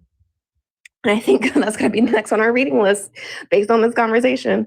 But if you guys want to join that conversation, links are in the bio. I appreciate you guys for having me up, Santana. It was a really hard conversation. Absolutely. Listen, I know for a fact that it really was, but I wouldn't trust anyone else except you all to have the conversation. That's why I specifically sent the request Like, you know, it had to be important if I sent you a Discord and sent you a message through TikTok. And I appreciate you both coming up and answering the call. I do want to say one other thing, though, before I give the floor to Swan, which, again, guys, we had a kick goal of $400. You guys not only met, but exceeded the kick goal of $400. And then after meeting and exceeding the kick goal for $400, which is going to be split between Ari and Swan, you guys got really funny about the numbers because you guys wanted to make it this and make it that. And so now the $400 kick goal that was supposed to be $200 each for Ari and Swan is at $1,050. So that means that both Ari and Swan will be receiving $525 each. Just wanted to say that. Ari, I'm not Ari, sorry, Swan. I want to give you the floor. You can talk about anything that you want to talk about, and then of course pluggables after that. Well, my jaw is on the ground to the community over here. This community always understands and shows up all the time, which is incredible. I just wanted to say, I think the frustrating thing about these conversations whenever we're talking about this is I don't think that anyone can quantify or even begin to explain how ABs harm society. I don't think that there's any information out there that can legitimately show that getting an abortion is going to negatively impact people's material conditions. But when we look at the impact of having that forced upon women or people with a uterus, right, then we understand that there's so many things that we could talk about. And I think that that's something that people should think about, right? The other thing is, there's just no possible way for bringing a child into the world and saying that, well, this can be a change, right? Especially when you think about all of the ways in which women and femme-presenting people experience harm. I just don't understand it. And then I think the other thing too that Ari had brought up is just how we treat children overall. I'm really into Afrofuturism and Afrocentric sci-fi. And one of my favorite content creators made a video of it's like all, sci-fi type of stuff. And I remember in the video, there's a portion where you see the man and the woman coming together. There's they fall in love or whatever. The woman becomes pregnant, gives birth, and then the baby is a giant, right? The baby's a giant, way bigger than the mother. And the baby is standing up and the mother is smiling up at the baby and holding the baby's hands. And I thought to myself, I don't know if this is what their intent was in this video, but I thought to myself, geez, that's how we need to treat children in society. They should be taking up the most space. But in almost every aspect of society, we are pushing them to the side. We're ignoring what their needs are. When I was working in the classroom full time, I had the ability to run a classroom that was child-led, teacher-guided. And I can't tell you, the experiences that I had with those children were incredible. Watching their growth, watching everything, every milestone that they met, and then also including parents in that, because we were also very much so open door. Parents, you can come in anytime you want. You can come in anytime you want. We encouraged family activities as well within the classroom. And it was a wonderful experience, right? So I just wanted to share that. That was something that I think will stick with me forever, was that one sci-fi video when I saw that the baby was a giant and the mother was so small looking up at the baby. That's how we should be treating and dealing with children in society, is that they should be taking up the most room. But yeah, so I just wanted to say that, and just thank you to everybody, and shout out to Ari for all of the information and the education. And y'all definitely need to make sure you check out the book club as well. Pluggable, Swan. Yes, so I do a lot of mutual aid in my space. Right now, we have a goal set to assist Focus Congo. This is an organization run by Poppy Orion and some others. And basically, for those of you that don't know, there's a G-side happening in the Congo, and it is caused the displacement of over 10 million people. I would argue that it's probably more than that right now. But we've been doing this work since August of 2024, and we're looking to gather $2,500 in total so that we can assist them with dealing with Ebola. The Ebola virus has broken out in the Congo. It is a strain that does not have a vaccine. They're working on one. It's going to take about 6 months for that to come into play. And this particular strain, called the Bundibugyo strain, is problematic because of the G side. I just want people to understand that it's about the genocide. That is what is making it difficult to deal with Ebola. And like people that are in conflict zones, obviously they're going to be hit the most. And then there also are militia groups that, you know, are not necessarily going to abide by what the regulations are in terms of contact tracing, making sure you're washing your hands and all of those types of things. So there's a lot happening. So we decided to set up a goal that we wanted to meet to assist Poppy Orion and the children with getting whatever it is that they need. Because you know that prices of things are going to go up for quarantining and all that stuff. So yeah, that's what we're working on right now. Absolutely. I was like, Swan, you know what you're supposed to be talking about. Okay. I want to say this really quickly.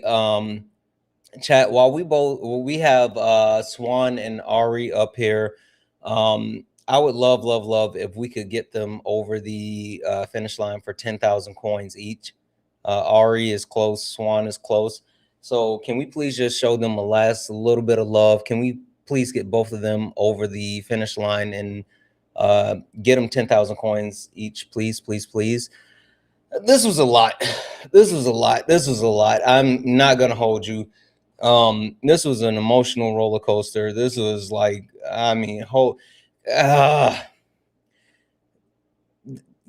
she came in here yelling at me, guys, and it took everything in me not to call her a slapnuts, Ari and Swan.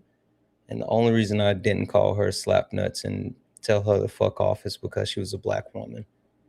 I tried my best, like, not to be an asshole. So this is just a lot. She also said earlier that while babies are in the womb, they use their lungs to eat. So. Why'd y'all call me that if she said that? No. Now listen, lungs? Yep.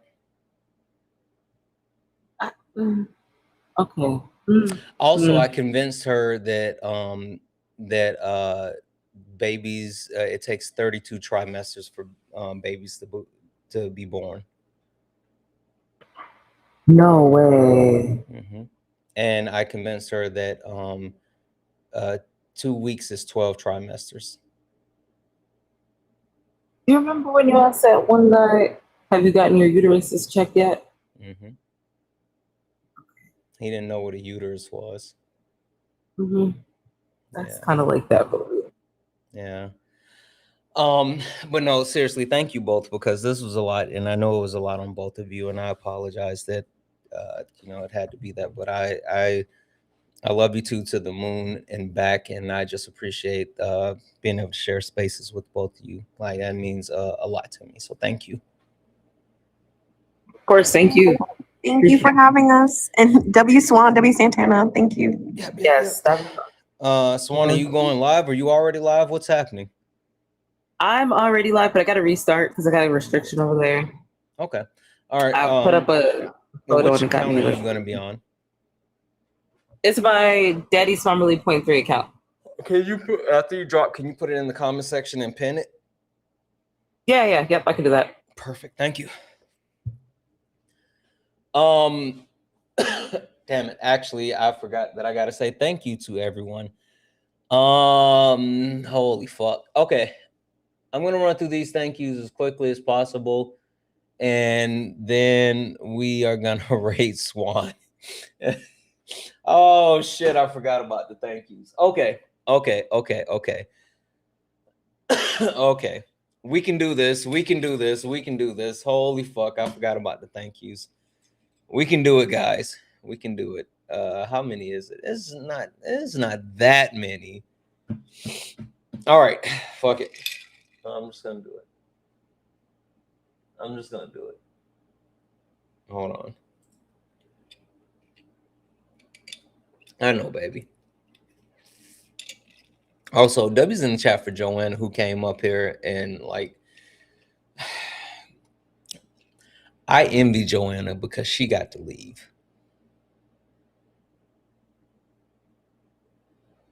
I literally envy Joanna because she got to leave. You said not that many, only hundreds. Listen, when I tell you it's been more. That's why I'm saying that. It's been more. So, yeah. All right, this isn't too bad. Let's speed run this. Oh, wait. These came in prior to the Kick Fund. So let me read these off really quickly, and then we'll read the ones from the Kick Fund. W's in the chat for Jamie for the $20 donation, saying, you're so awesome and authentic. I don't know about that, but thank you, Jamie. W's in the chat for Pamela, who sent a $100 donation. Pamela sent a $100 donation saying, sorry for what you and your ex had to go through, Santana. But even if it's difficult for you to share that, it does help for you to advocate, for why AB shouldn't be law, period. But either way, I respect you so much. Yeah, I try not to talk about that.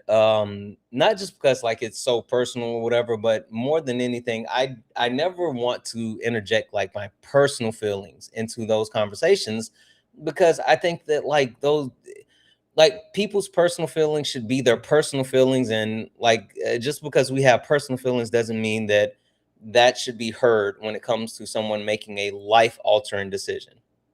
So there's that. But holy shit, thank you so much, Pamela, for the $100 donation. That's fucking crazy. W's in the chat for Jennifer for the $15 donation, and you handled this conversation so beautifully. My son and I are all at your resilience. I don't think I did. I like legitimately, if I'm going to be honest, I played around too much. That's the one thing that I will like really be critical about, and like management tells me this all the time. But I was making too many jokes, and by the time it got serious, I didn't realize how serious I needed to be. So that was on. I wouldn't have joked so much if I would have known how serious the conversation was going to shift. So, W's in chat for Kelsey for the $2 donation, saying, as an adult with autism, ABA is extremely harmful. Also, I know this is a debate, but she really just came in to argue instead of absorbing the information she was given. Yeah, and like I was hoping that it would be like taking in some of the information, but yeah. W's in the chat for Brittany for the $5 donation, saying, just education for the community. ABA therapists are not licensed clinicals.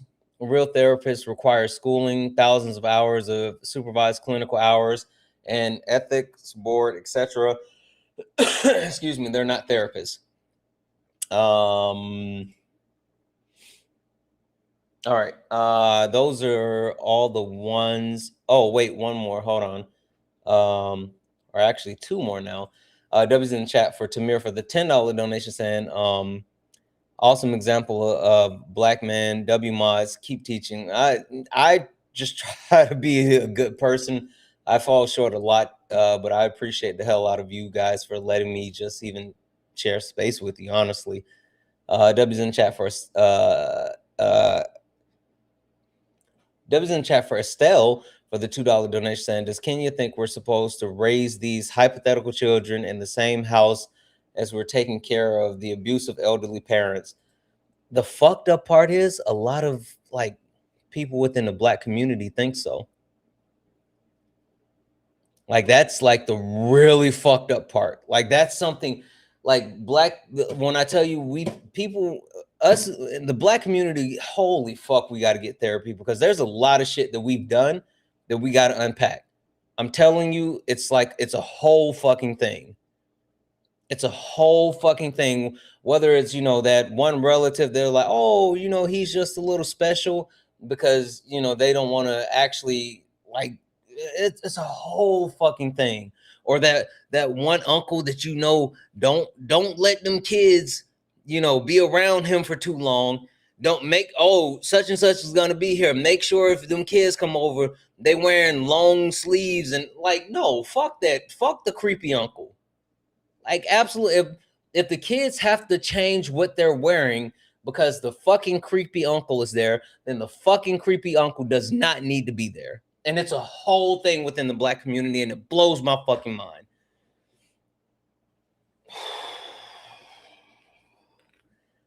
W's in the chat. Sorry about that, guys. I went off on a bit of a tangent. W's in the chat for Lady Ball, who's been a member for 3 months, and said China destroyed and rebuilt the entire bridge in like 2 days. Guess who Iran is aligned with? Yeah, like fucking right. W's in the chat for Trey for the $5 super chat to say, excuse me, I'm sorry, guys. Can't stand these people who want to go up and on a live and say wild shit and then get mad that they get hate online. Stay off the internet. Yeah, like seriously, the internet is a crazy fucking place. That was in the chat for Phoenix Eyes for the $5 super chat to say, call it, take a breath. You're crashing hard. He was. That was in the chat for Joseph for the $10 super chat to say, Santana cooks for you. Santana cooks for you. Love you, Brody. Love you too. You keep it up. What you're doing is hella positive, and it's a step in the right direction. Love to see it. I like that, makes me super happy. Thank you so much, Joseph. W's in chat for Lady Ball, who sent out 5 YouTube membership subscription. Let's go, Lady Ball. W's in the chat. W's in the chat for Melissa, who's been a YouTube late night tuber for 1 month. Use their subscription to say, queer elder here. I'm so proud. I'm so very proud and grateful to how you. I'm so very proud and grateful to the call you and ally. I call you an ally. I'm sorry, guys. Holy fuck. I'm looking over here at this screen. I can barely see it. I apologize. So very proud to call you an ally. Allow yourself beauty and grace at every opportunity. I wish you love and power. Thank you so much. I apologize. I butchered the shit out of your message. It's just been a lot. I apologize. I'm sorry. That was in chat for 1 Be Care for the $5 super chat to say, not to mention the trauma her eldest child has to endure watching his mother slowly decompose. I wouldn't have chosen that for my child's existence. Yeah, talking about, yeah. That's when she was trying to justify like keeping the that's a whole fucking thing. W's in chat for 1 brain cell for the $5 super chat to say, white man here, please, for the love of peace and civilization, replace us, please. We've been summarily and on the verge terrible. Yeah, like I don't know. I think the whole premise of like people replacing white people, that not only is it not true, but like, yeah, fuck it. I'm gonna keep my comments to myself. I'm sorry, guys. That was in the chat for 1 Be Care for the $5 super chat to say, as an actual child psychologist and a therapist with a real education and credentials, god damn. Thank you, Ari, for reading her for filth for the RBT BS. Yep. W's in the chat. All right, let me read these off, guys. I'm sorry. I'm like actually fucking tired now. W's in chat for Larissa for the $15 donation for the kick. W's in chat for Melissa for the $20 for the kick. W's in the chat for Alejandro for the $5 for the kick. W's in the chat for Angela for the $5 for the kick. W's in the chat for Brittany. Brittany sent $50 to add to the kick. Said her claiming to be a therapist is harmful, and my children are not my laborers. Bye. I know that's fucking right, Brittany. That was in the chat for Mars for the kick, for the 10 for the kick. That was in the chat for Justin for the 1 for the kick. W's in the chat for Karen, who sent $100 for the kick and just said kick. Karen said, I'm over this shit. And then right after that, Jennifer sent $100 for the kick. It said, for Ari and Swan teaching us and advocating for women as a whole. Thank you. Fucking Ari and Swan is always a dub. Hey, do you guys want to know who else I sent the request for, but they just didn't see it? You guys want to take a really quick guess who else I sent the request for and they just didn't see it?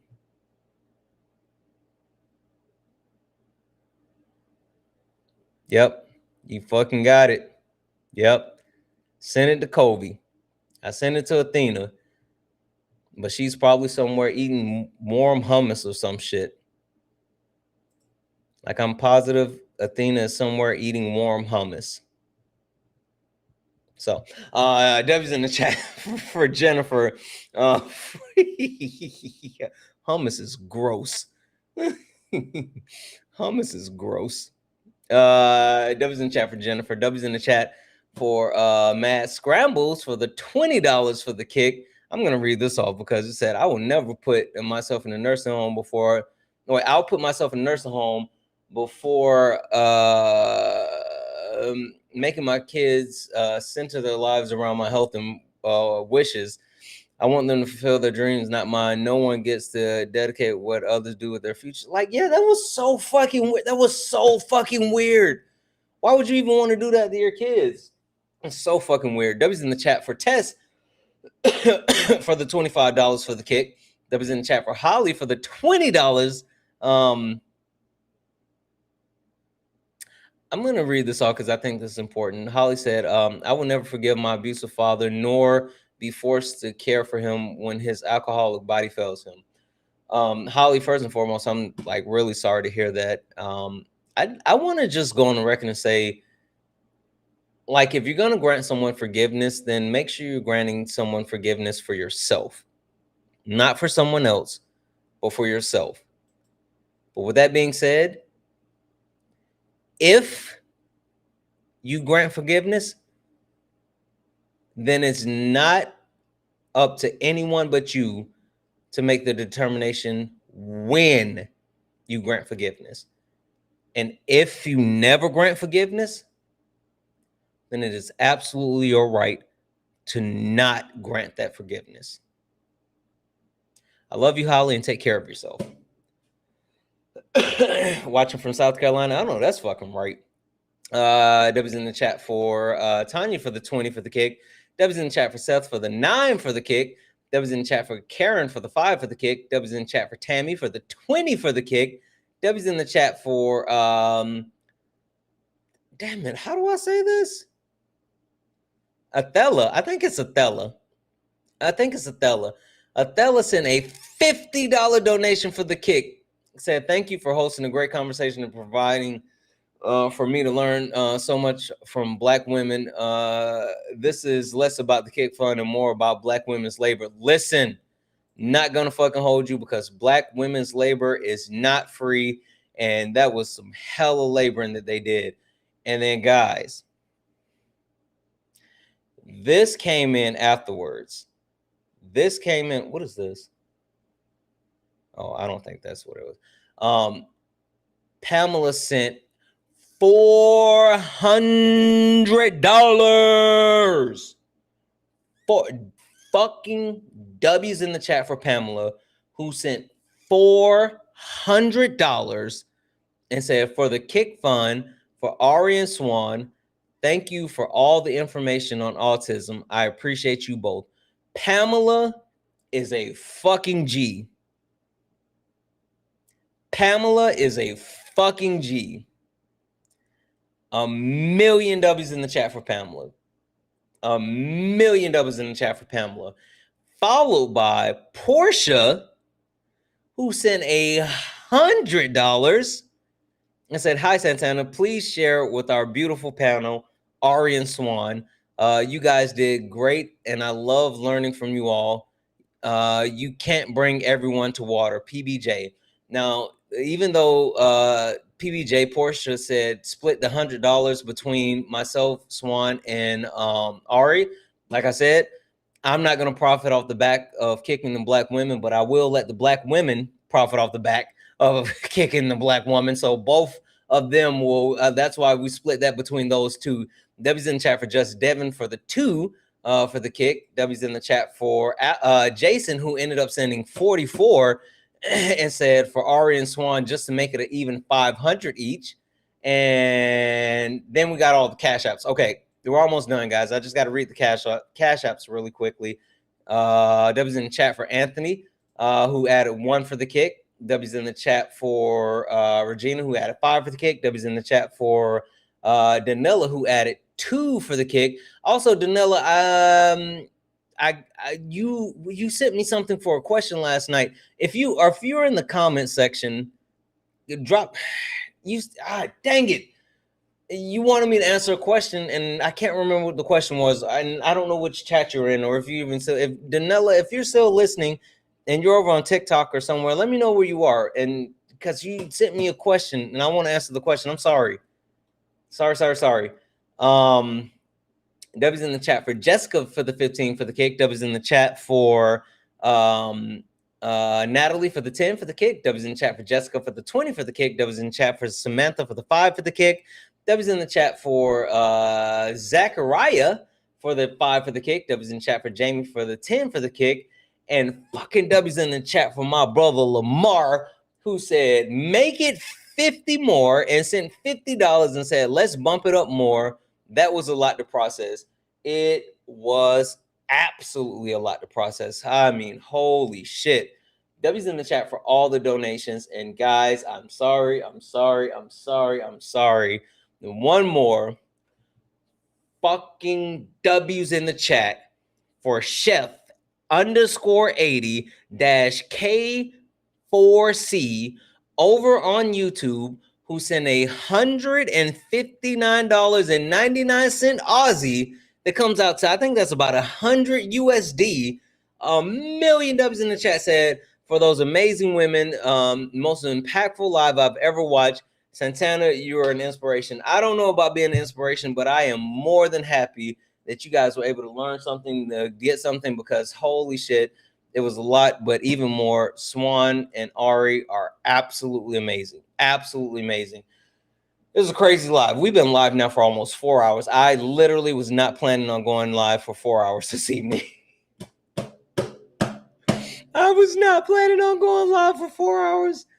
No, what are we doing? Okay.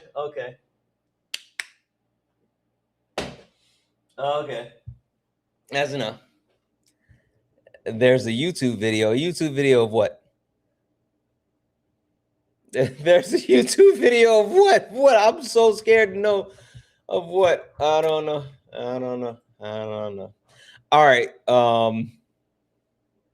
Oh, someone said if it was recorded. Yeah. It's on the Ubity Tubity. It's on the Ubity Tubity. Santana speaks for you. It is bedtime. It is absolutely bedtime. Okay. We're gonna get out of here. Like I said, I will send the 525 each to Ari and Swan. I will post the actual it is t-shirt time.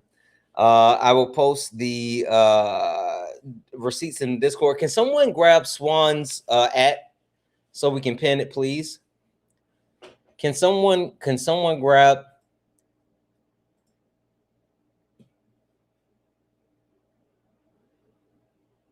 Hey, KL.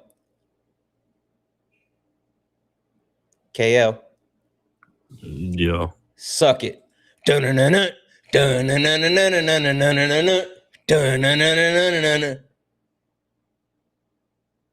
Anyway, there we go. Just got tired of doing what you told us to do. It's the price, little man. Break it down. Deep Generation X. All right, guys. We got to get out of here. I'll see you guys in the morning. We're going to be back in the morning. Yeah, hold on. I'm going to make myself happy for a second. Where's Jen's message? Let's see what Jen said. Where's that 1 cent message from Jen? God damn it. Where's the 1 cent message from Jen?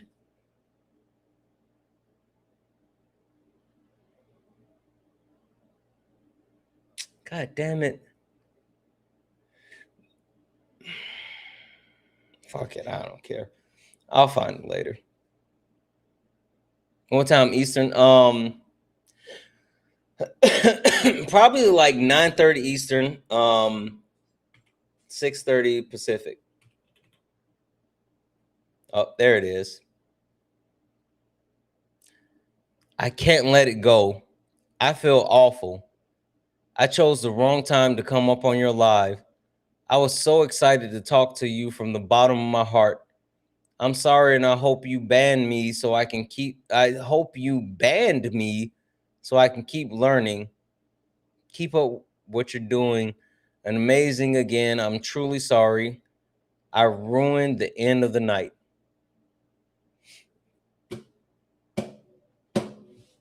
What the fuck are we doing, Jan?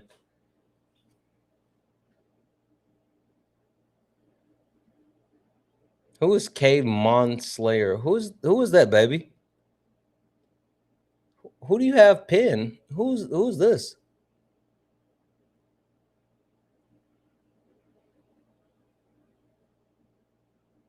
I was about to say, I don't know who that is.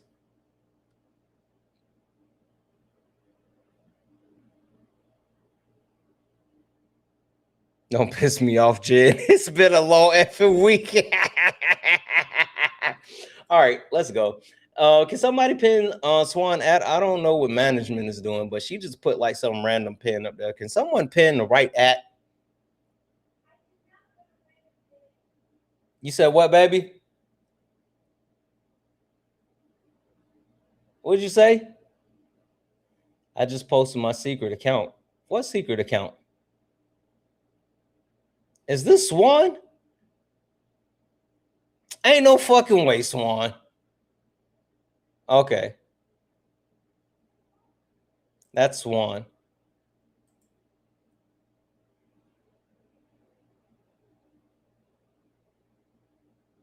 Or maybe, I don't know what the fuck is happening. All right. No, we're going off the rails. Let's shut this shit down. You stepped in a box, now you're in the ring. Ain't no hugs here, you better take your best swing. Mike Hot, who wanna step in the flame? This ain't a debate, this a mind game. Facts type lies, get left in chain. One wrong word, get slapped out your name. This ain't TikTok T, this a war zone talk. No script, no filter, no safe walk. Bring stats to get scrambled like a glitch. I got fire in my mouth like I came from the pit. Yeah. Hey, W's in the chat for the chat. W's in the chat for the chat. No, you don't. You don't know what you're doing. All right, guys. Thank you for being amazing tonight. I'm sorry. Like I got a little bit delirious at the end of the night. Anyway, we'll be back in the morning. Yeah. Go to bed. Or wait, either go to bed or go race one. I don't care which one, but don't make me come in there and turn them damn lights off. If I gotta come in there and find out what y'all doing, you better not let me hear. Go to bed. I said what I said. Go to bed. All right. I'll see you guys in the morning. I'll see you in the morning. 9:30 a.m. Eastern, 6:30 a.m. Pacific. I love you. I love you. I love you. I love you. I love you guys. Thank you for hanging out with me this evening. Thank you for all the gifts, the likes, the taps, the shares. Thank you all for being absolutely amazing. Thank you all for being here. I love you all. And as always, peace.